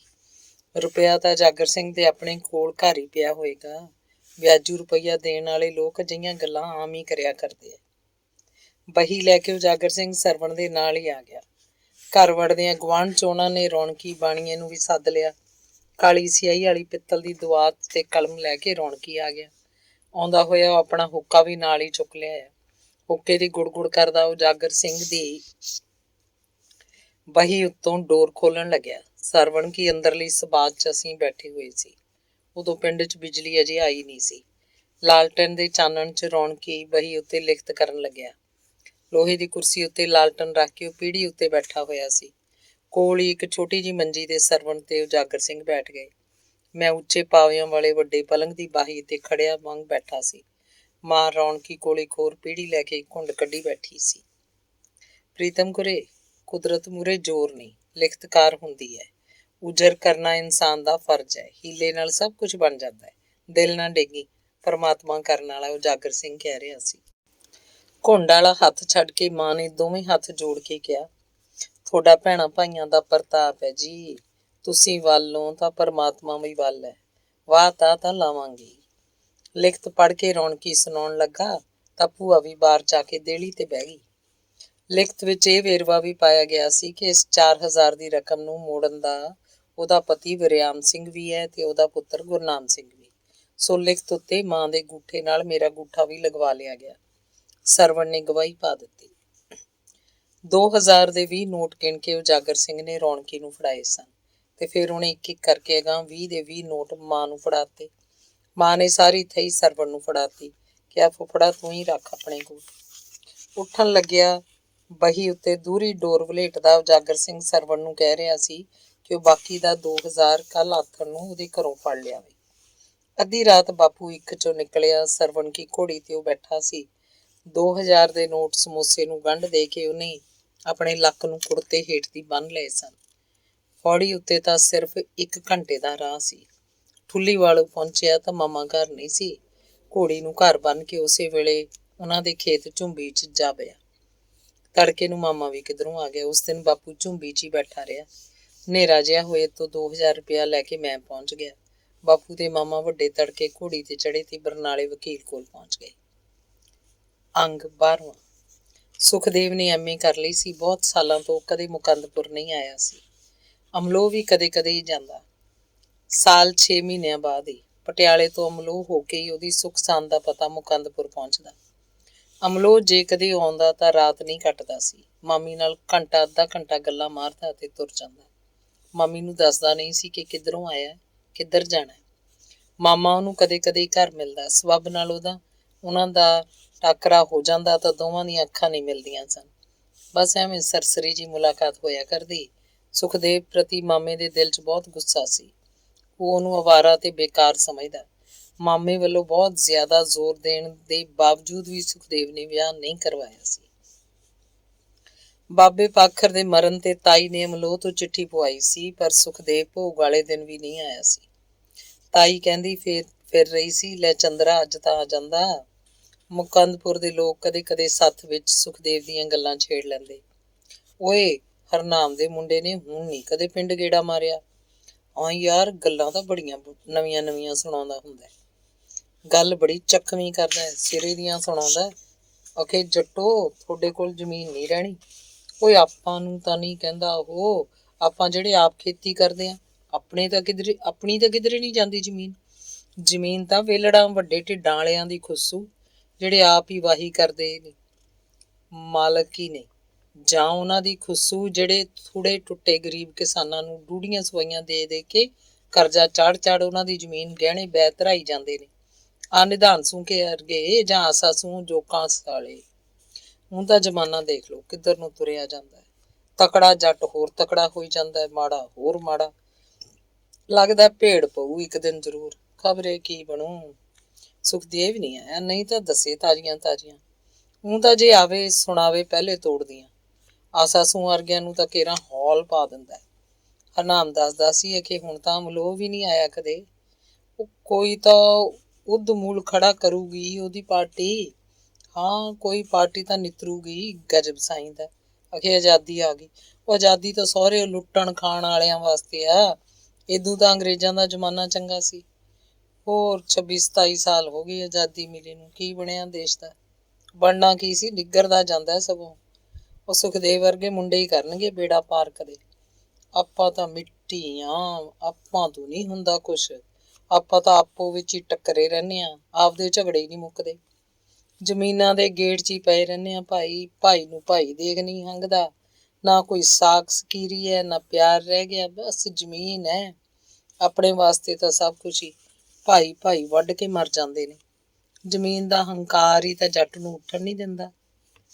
ਦੋ ਓਰਿਆਂ ਵਾਲਾ ਵੀ ਹਿੱਕ ਤੇ ਹੱਥ ਮਾਰ ਕੇ ਆਖੂ ਅਖੇ ਮੈਂ ਜਾਇਦਾਦ ਦਾ ਮਾਲਕ ਹਾਂ, ਸਾਲੇ ਦੇ ਘਰ ਚ ਆਟਾ ਨਹੀਂ ਹੁੰਦਾ ਤੋੜੇ 'ਚ। ਇਹੀ ਗੱਲ ਤਾਂ ਯਾਰ ਸੁਖਦੇਵ ਕਹਿੰਦਾ ਹੁੰਦਾ ਵੀ ਜਿੰਨਾ ਚਿਰ ਜੱਟ ਜ਼ਮੀਨਾਂ ਦੇ ਮਾਲਕ ਨੇ ਦੋਵੇਂ, ਇਹ ਐਵੇਂ ਜਿਵੇਂ ਮਾਰ ਖਾਈ ਜਾਣਗੇ, ਇਹ ਉੱਠ ਨਹੀਂ ਸਕਦੇ। ਜਿੱਦਣ ਲੋਕ ਉੱਠੇ ਜ਼ਮੀਨ ਕੀ ਸਭ ਕੁਛ ਹੀ ਸਾਂਝਾ ਹੋ ਜੂ, ਫਿਰ ਤਾਂ ਨਾ ਕੋਈ ਅਮੀਰ ਨਾ ਗਰੀਬ, ਸਭ ਇਕਸਾਰ ਹੋ ਜਾਣਗੇ। ਊਚ ਨੀਚ ਦਾ ਭੇਤ ਚੱਕਿਆ ਜਾਊ। ਤਾਏ ਦੇ ਕਤਲ ਦਾ ਪਤਾ ਸੁਖਦੇਵ ਨੂੰ ਲੱਗ ਹੀ ਗਿਆ ਹੋਏਗਾ, ਪਰ ਉਹ ਮੁਕੰਦਪੁਰ ਨਹੀਂ ਆਇਆ। ਭੋਗ ਤੋਂ ਪਹਿਲਾਂ ਸਾਰੇ ਰਿਸ਼ਤੇਦਾਰ ਮਕਾਨ ਆਏ। ਪਿੰਡ ਦੇ ਲੋਕ ਸੱਥਰ ਤੇ ਬਹਿ ਕੇ ਸੁਖਦੇਵ ਨੂੰ ਯਾਦ ਕਰਦੇ। ਤਾਈ ਨੇ ਅਮਲੋਹ ਤੋਂ ਬੰਦਾ ਵੀ ਭਿਜਵਾਇਆ, ਪਰ ਉਹ ਪਟਿਆਲੇ ਵਿੱਚ ਤਾਂ ਕਿਤੇ ਵੀ ਨਾ ਮਿਲਿਆ। ਤਾਏ ਦਾ ਪੋਸਟਮਾਰਟਮ ਹੋਣ ਬਾਅਦ ਉਹਦੀ ਲੋਥ ਨੂੰ ਟਰਾਲੀ 'ਚ ਪਾ ਕੇ ਸ਼ਰੀਕੇ ਦੇ 2-3 ਆਦਮੀ ਪਿੰਡ ਲਿਆਏ। ਸ਼ਰੀਕੇ ਵਾਲਿਆਂ ਨੇ ਉਹਨੂੰ ਫੂਕਿਆ। ਲੋਕ ਕਹਿ ਰਹੇ ਸੀ ਮੌਕੇ ਸਿਰ ਤਾਂ ਆ ਜਾਂਦਾ ਸਹੁਰਾ, ਚਿਖਾ ਨੂੰ ਅੱਗ ਲਾਉਣ ਦਾ ਹੱਕ ਤਾਂ ਉਸੇ ਦਾ ਸੀ। ਫਿਰ ਫੁੱਲ ਚੁਗੇ ਗਏ। ਹਰਿਦੁਆਰ ਅਮਲੋਹ ਵਾਲਾ ਮਾਮਾ ਗਿਆ। ਭੋਗ ਤੋਂ 10 ਦਿਨ ਬਾਅਦ ਸੁਖਦੇਵ ਪਿੰਡ ਆਇਆ। ਤਾਈ ਉਹਦੇ ਮੂਹਰੇ ਦੁਹੱਥੜੀ ਪਿੱਟੀ ਵੀ ਉਹ ਤਾਂ ਸ਼ਰੀਕ ਨੇ ਮਾਰਤਾ, ਤੂੰ ਜਿਉਂਦਾ ਹੀ ਮਰ ਗਿਆ। ਲੋਕੋਂ ਲੱਜੋਂ ਹੀ ਆ ਜਾਂਦਾ, ਹੁਣ ਵੀ ਕਾਹਨੂੰ ਆਉਣਾ ਸੀ। ਉਹ ਕੁਝ ਨਹੀਂ ਬੋਲਿਆ, ਭੁੰਜੇ ਵੀ ਨਹੀਂ ਬੈਠਾ, ਵਿਹੜੇ 'ਚ ਮੰਜੇ ਤੇ ਬਹਿ ਗਿਆ। ਉਹਨੂੰ ਘਰ ਵੜਦਾ ਦੇਖ ਕੇ ਗੁਆਂਢ 'ਚ 2 ਬੁੜੀਆਂ ਹੋਰ ਆ ਗਈਆਂ, ਇੱਕ ਬੰਦਾ ਵੀ। ਬੁੜੀਆਂ ਨੇ ਅੱਖਾਂ ਵਿੱਚ ਹੀ ਗਿਲਾ ਕੀਤਾ, ਲੈ ਕੁੜੇ, ਇਹ ਤਾਂ ਮੰਜੀ ਤੇ ਬੈਠਾ, ਗੋਡਾ ਤਾਂ ਨਮਿਆ ਦਿੰਦਾ, ਸੋਗ ਹੀ ਨਹੀਂ ਮਨਾਇਆ ਇਹਨੇ ਤਾਂ। ਤਾਈ ਰੋ ਪਿੱਟ ਕੇ ਕੀਰਨੇ ਪਾ ਕੇ ਚੁੱਪ ਹੋ ਗਈ ਤੇ ਫਿਰ ਗੱਲਾਂ ਹੋਣ ਲੱਗੀਆਂ। ਅਮਲੋਹ ਵਾਲਾ ਮਾਮਾ ਮੁਖਤਿਆਰ ਸਿੰਘ ਇੱਥੇ ਹੀ ਸੀ। ਕਤਲ ਦੀ ਸਾਰੀ ਗੱਲ ਉਹ ਸੁਖਦੇਵ ਨੂੰ ਸੁਣਾ ਰਿਹਾ ਸੀ। ਸੁਖਦੇਵ ਸਿਰਫ ਹੁੰਗਾਰਾ ਹੀ ਭਰ ਰਿਹਾ ਸੀ, ਸਵਾਲ ਕੋਈ ਨਹੀਂ ਕਰਦਾ ਸੀ। ਮਾਮੇ ਦੀ ਗੱਲ ਨਾਲ ਬੁੜੀਆਂ ਹੋਰ ਹਰ ਟੱਪਾ ਜੋੜ ਦਿੰਦੀਆਂ। ਤਾਈ ਕੁਝ ਨਹੀਂ ਕਹਿ ਰਹੀ ਸੀ, ਪਰ ਗੱਲ ਗੱਲ ਤੇ ਉਹ ਹਾਏ ਹਾਏ ਕਰਦੀ, ਅੱਖਾਂ ਲਾਲ ਸੀ, ਬਿੰਦੇ ਬਿੰਦੇ ਨੱਕ ਸਾਫ਼ ਕਰਦੀ ਜਾ ਰਹੀ ਸੀ। ਤੇ ਫਿਰ ਮਾਮੇ ਨੇ ਕਿਹਾ, ਤੂੰ ਸੁਖਦੇਵ ਹੁਣ ਇੱਥੇ ਹੀ ਰਹਿ, ਕਤਲ ਦਾ ਸਾਰਾ ਮੁਕੱਦਮਾ ਦਾਇਰ ਹੋ ਗਿਆ, ਵਕੀਲ ਵੀ ਸਿਰੇ ਸੱਟ ਕੀਤਾ, ਆਪਾਂ ਗੇਂਦੀ ਨੂੰ ਗਵਾਹ ਰੱਖਿਆ, ਬੰਦਾ ਨੁਕਸਾਨਿਆ ਗਿਆ, ਓੜ ਪੋੜ ਤਾਂ ਕਰੀਏ। ਪਿਓ ਦਾ ਪੁੱਤ ਹੈ ਤਾਂ ਬਦਲਾ ਲੈ, ਫਾਹੇ ਲਵਾ ਵਰਿਆਮ ਨੂੰ, ਤਾਂ ਹੀ ਕਾਲਜਾ ਠਰੂ ਮੇਰਾ ਤਾਂ, ਤਾਈ ਕਹਿ ਰਹੀ ਸੀ। ਸੁਖਦੇਵ ਕੁਝ ਨਹੀਂ ਬੋਲਿਆ, ਫਟੀਆਂ ਫਟੀਆਂ ਅੱਖਾਂ ਨਾਲ ਕੰਧ ਵੱਲ ਝਾਕਦਾ ਰਿਹਾ। ਤੇ ਫਿਰ ਦੋਵੇਂ ਬੁੜੀਆਂ, ਮਾਮਾ ਤੇ ਤਾਈ ਹੋਰ ਗੱਲਾਂ 'ਚ ਪੈ ਗਏ। ਬੰਦਾ ਉੱਠ ਕੇ ਘਰ ਨੂੰ ਤੁਰ ਗਿਆ। ਸੁਖਦੇਵ ਮੰਜੀ ਉੱਤੇ ਟੇਢਾ ਹੋ ਗਿਆ। ਵਿਹੜੇ ਵਾਲੀ ਕੰਧ ਦੀ ਇੱਕ ਮੋਰੀ ਵਿੱਚ ਦੀ ਮੈਂ ਸਭ ਕੁਝ ਦੇਖਦਾ ਰਿਹਾ ਸੀ। ਹੁਣ ਤਾਂ ਬਸ ਬੁੜੀਆਂ ਦੀ ਪੁੱਛ ਪੁੱਛ ਤੇ ਟਿੱਚ ਟਿੱਚੀ ਸੁਣਦੀ ਸੀ, ਤੇ ਜਾਂ ਫਿਰ ਉਹਨਾਂ ਦੇ ਹਿਲਦੇ ਡੋਲਦੇ ਸਿਰ। ਤਾਈ ਪੁੜਪੜੀਆਂ ਤੇ ਹੱਥ ਰੱਖ ਕੇ ਬਿਨਾਂ ਕਿਸੇ ਹਰਕਤ ਤੋਂ ਕੋਈ ਗੱਲ ਸੁਣਾ ਰਹੀ ਸੀ। ਮਾਮਾ ਚੁੱਪਚਾਪ ਬੈਠਾ ਹੋਇਆ ਛਟੀ ਦੇ ਡੱਕੇ ਤੋਂ ਵਿਲਕਲਾ ਰਿਹਾ ਸੀ। ਮੈਂ ਆਪਣੀ ਸਬਾਤ 'ਚੋਂ ਕਿੱਲੇ ਤੇ ਟੰਗਿਆ ਮੇਲ ਕੇ ਰੱਖਿਆ ਪਿਆ ਬਲਦ ਦਾ ਰੱਸਾ ਲੈਣ ਆਇਆ ਸੀ। ਮੱਝ ਤੇ ਬਲਦ ਅਜੇ ਤੱਕ ਵੀ ਸਰਵਣ ਕੇ ਘਰ ਬੱਝੇ ਸੀ। ਮਾਂ ਠੁੱਲੀ ਵੱਲ ਜਾ ਬੈਠੀ ਸੀ। ਮੈਂ ਸਰਵਣ ਕੇ ਘਰ ਹੀ ਰੋਟੀ ਖਾ ਚੜਦਾ ਸੀ, ਖੇਤ ਨਹੀਂ ਸੀ ਜਾਇਆ ਕਰਦਾ। ਰੋਟੀ ਖਾਂਦਾ ਤੇ ਉਹਨਾਂ ਦੇ ਘਰ ਦੇ ਨਿੱਕੇ ਮੋਟੇ ਕੰਮ ਕਰਨ 'ਚ ਹੀ ਰੁੱਝਿਆ ਰਹਿੰਦਾ। ਪਹਿਲੀ ਤਾਂ ਕੋਈ ਬੀਜੀ ਨਹੀਂ ਗਈ ਸੀ, ਕਿਹਨੂੰ ਸੋਚਦਾ ਸੀ ਇਹ ਕੰਮ। ਸਾਡੇ ਤੇ ਤਾਏ ਦਾ ਵਾਹਣ ਉਵੇਂ ਜਿਵੇਂ ਵਾਹਿਆ ਸਵਾਰਿਆ ਖਾਲੀ ਪਿਆ ਸੀ। ਅੱਜ ਬਲਦ ਨੇ ਰੱਸਾ ਤੁੜਾ ਲਿਆ। ਰੱਸਾ ਸੀ ਵੀ ਬੋਦਾ ਜਿਹਾ, 2 ਵਾਰੀ ਪਹਿਲਾਂ ਵੀ ਉਹ ਟੁੱਟ ਚੁੱਕਿਆ ਸੀ। ਬਾਪੂ ਨੇ ਉਹਨੂੰ ਸੰਢ ਲਾਏ ਸਨ, ਪਰ ਹੁਣ ਤਾਂ ਉਹ ਸੰਢ ਲਾਉਣ ਜੋਗਾ ਵੀ ਨਹੀਂ ਰਹਿ ਗਿਆ ਸੀ। ਬਾਪੂ ਬਲਦਾਂ, ਮੱਝਾਂ ਤੇ ਕੱਟੇ ਬੱਚੀਆਂ ਦੇ ਰੱਸੇ ਮੇਲ ਕੇ ਵਾਧੂ ਰੱਖ ਛੱਡਿਆ ਕਰਦਾ ਸੀ। ਆਖਰੀ ਬਚਾ ਕੇ ਮੈਂ ਘਰ ਆਇਆ ਸੀ। ਸੁਖਦੇਵ ਆਏ ਦਾ ਪਤਾ ਹੁੰਦਾ ਤਾਂ ਕਾਹਨੂੰ ਆਉਂਦਾ ਮੈਂ। ਤਾਏ ਦੇ ਘਰ ਮਾਮਾ ਰਹਿ ਰਿਹਾ ਸੀ, ਬਸ ਇੱਕ ਹੋਰ ਬੰਦਾ ਕੋਈ ਨਹੀਂ ਸੀ ਜਿਹੜਾ ਮੈਨੂੰ ਨੁਕਸਾਨ ਪਹੁੰਚਾ ਸਕਦਾ। ਮਾਮਾ ਤਾਂ ਇਸ ਗੱਲ ਦੇ ਰਾਹ ਪੈਣ ਵਾਲਾ ਹੀ ਨਹੀਂ ਸੀ। ਉਹ ਤਾਂ ਭੈਣ ਦਾ ਵਕਤ ਕਟਾਉਣ ਆਇਆ ਸੀ। ਆਪ ਦੁਸ਼ਮਣੀ ਸਹੇੜ ਕੇ ਉਹਨੇ ਕੀ ਲੈਣਾ ਸੀ। ਕਿੱਡੀ ਰਿਸ਼ਤੇਦਾਰੀ ਹੋਵੇ, ਕੌਣ ਕਰਦਾ ਕਿਸੇ ਵਾਸਤੇ ਕੁਝ। ਪਰ ਅੱਜ ਜਦ ਮੈਂ ਸੁਖਦੇਵ ਨੂੰ ਘਰ ਆਇਆ ਦੇਖਿਆ ਸੀ ਤਾਂ ਮੈਨੂੰ ਇੱਕ ਕੰਬ ਜਿਹਾ ਮਹਿਸੂਸ ਹੋਇਆ ਸੀ। ਦਿਲ ਤਾਂ ਮੇਰਾ ਕੀਤਾ ਸੀ ਉਸ ਵੇਲੇ ਘਰੋਂ ਬਾਹਰ ਹੋ ਜਾਵਾਂ, ਪਰ ਮੇਰੇ ਅੰਦਰ ਪਤਾ ਨਹੀਂ ਕਿਉਂ ਇੱਛਾ ਜਾਗ ਪਈ ਸੀ ਕਿ ਮੈਂ ਸੁਖਦੇਵ ਦੀਆਂ ਹਰਕਤਾਂ ਵੇਖਾਂ। ਤਾਏ ਦੇ ਕਤਲ ਵਾਲੇ ਦਿਨ ਤੋਂ ਹੀ ਮੇਰੇ ਅੰਦਰ ਇੱਕ ਡਰ ਬੈਠ ਗਿਆ ਸੀ, ਪੱਕਾ ਡਰ ਕਿ ਸੁਖਦੇਵ ਹੁਣ ਮੈਨੂੰ ਮਾਰ ਦੇਗਾ।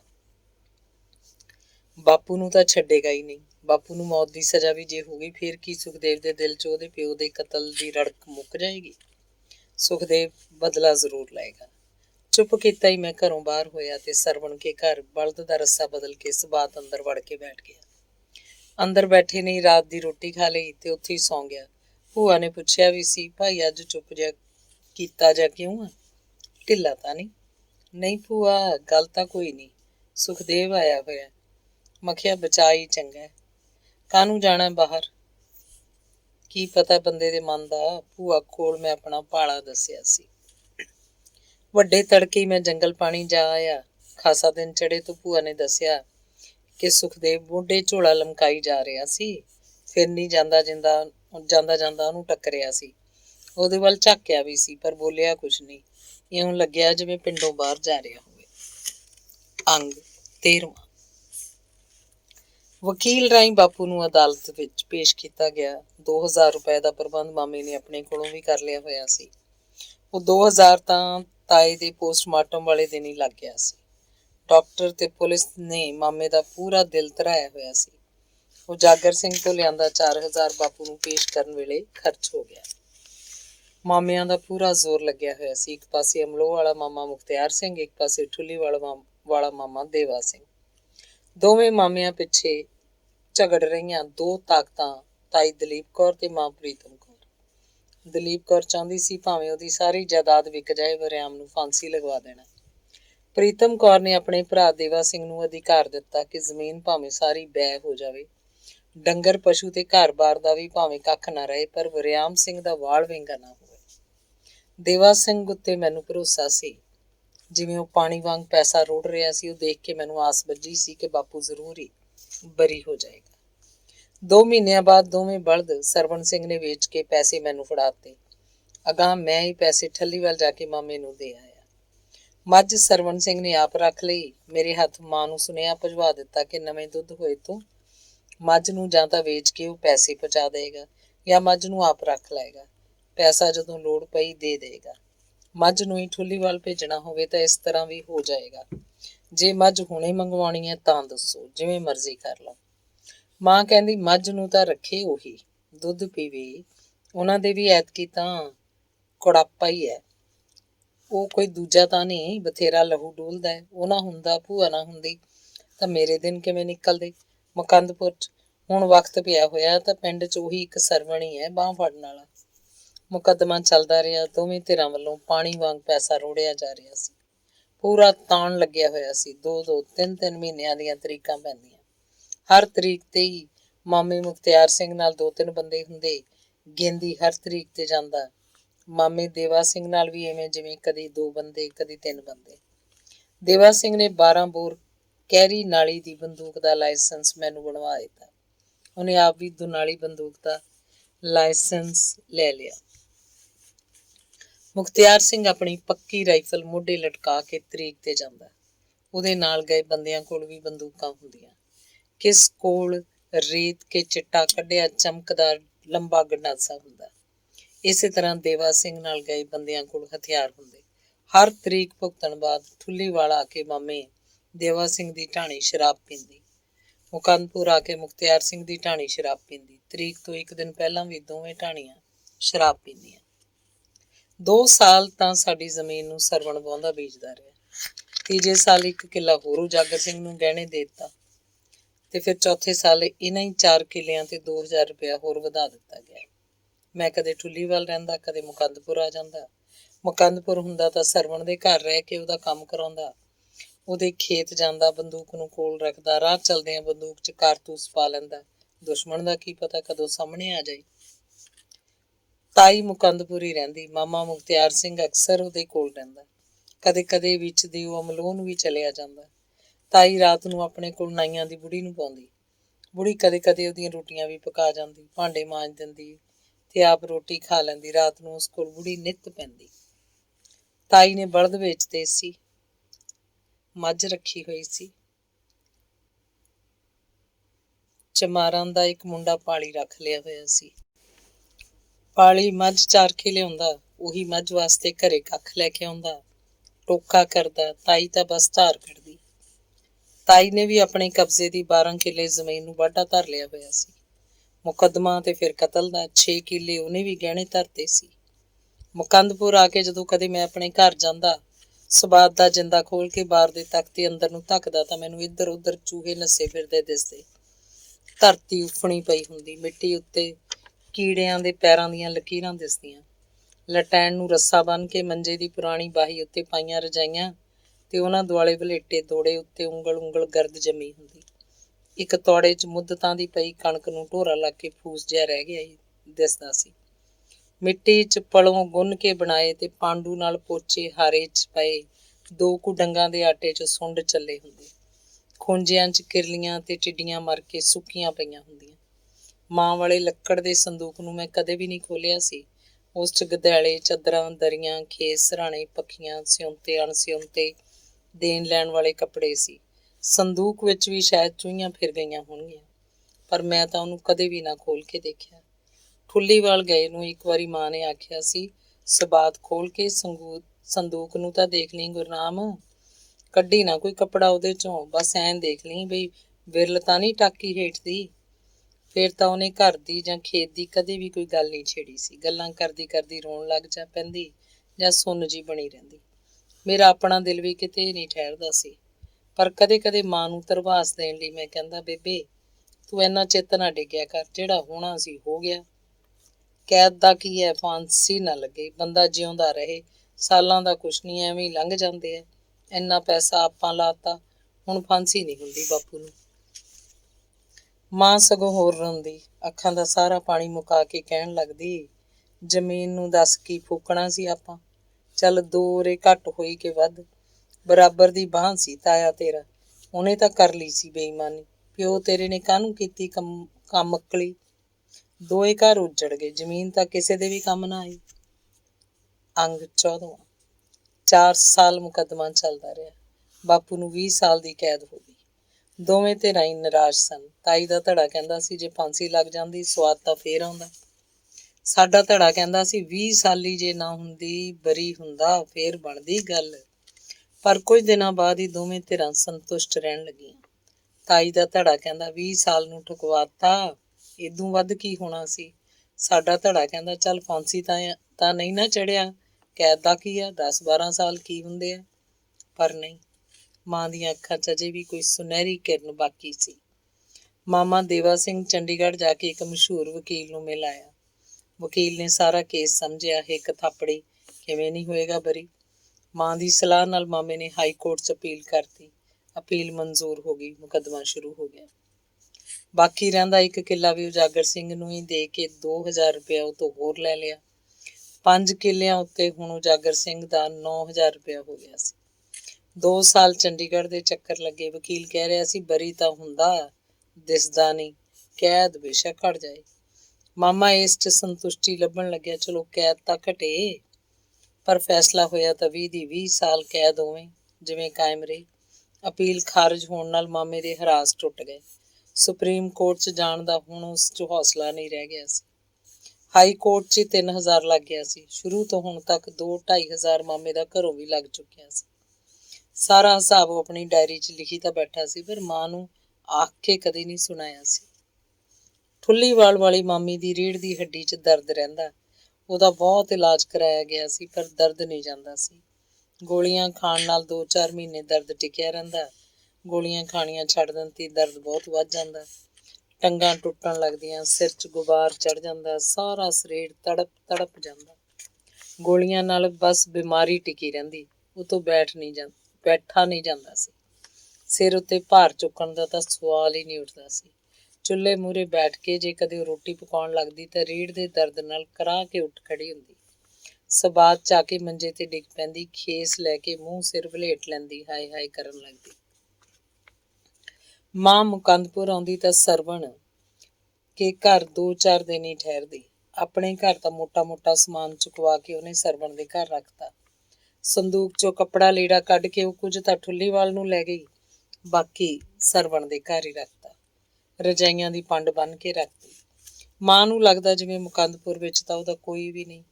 ਫਿਰ ਵੀ ਉਹਦੇ ਦਿਲ ਅੰਦਰ ਦੂਰ ਕਿਤੇ ਕੋਈ ਗੱਲ ਜਾਗਦੀ ਤੇ ਮੁਕੰਦਪੁਰ ਆ ਜਾਂਦੀ, ਨਾਲ ਮੈਨੂੰ ਲੈ ਕੇ ਆਉਂਦੀ। ਬੈਠਕ ਦਾ ਬਾਰ ਖੋਲ ਕੇ ਦੇਖਦੀ, ਬੈਠਕ 'ਚ ਕੁਝ ਵੀ ਨਹੀਂ ਸੀ। ਬੈਠਕ ਦੇ ਕੱਚੇ ਫਰਸ਼ ਉੱਤੇ ਕਬੂਤਰਾਂ ਤੇ ਚਿੜੀਆਂ ਦੀਆਂ ਵਿੱਠਾਂ ਤੇ ਆਲ੍ਹਣਿਆਂ ਦੇ ਡੱਕੇ ਖਿੰਡੇ ਪਏ ਦਿਸਦੇ। ਵੀਹੀ ਪਾਸੇ ਦੇ ਦੋਵੇਂ ਰੋਸ਼ਨਦਾਨਾਂ 'ਚ ਲੱਗੀਆਂ ਸੀਮੈਂਟ ਦੀਆਂ ਜਾਲੀਆਂ ਟੁੱਟ ਗਈਆਂ ਸਨ ਤੇ ਉਹਨਾਂ ਵਿੱਚ ਦੀ ਪੰਛੀ ਆਮ ਹੀ ਅੰਦਰ ਆ ਜਾ ਸਕਦੇ ਸਨ। ਜਦੋਂ ਹੀ ਬੈਠਕ ਦਾ ਬਾਰ ਖੋਲ੍ਹਿਆ ਜਾਂਦਾ, ਕੋਈ ਗੋਲਾ ਕਬੂਤਰ, ਘੁੱਗੀ ਜਾਂ ਚਿੜੀ ਫਰ ਦੇ ਕੇ ਉੱਡਦੀ ਤੇ ਰੋਸ਼ਨਦਾਨ ਵਿੱਚ ਦੀ ਬਾਹਰ ਨਿਕਲ ਜਾਂਦੀ। ਇਸ ਤਰ੍ਹਾਂ ਜਾਨਵਰਾਂ ਦੇ ਉੱਡਣ ਦੀ ਫੜਫੜਾਹਟ ਨਾਲ ਇੱਕ ਵਾਰ ਤਾਂ ਦਿਲ ਨੂੰ ਧੱਕਾ ਜਿਹਾ ਲੱਗਦਾ। ਸਬਾਤ ਨੂੰ ਖੋਲ ਕੇ ਦੇਖਿਆ ਜਾਂਦਾ ਤਾਂ ਲੱਗਦਾ ਜਿਵੇਂ ਇਹਦੇ ਵਿੱਚ ਕਦੇ ਕੋਈ ਵਸਿਆ ਹੀ ਨਹੀਂ ਹੋਏਗਾ।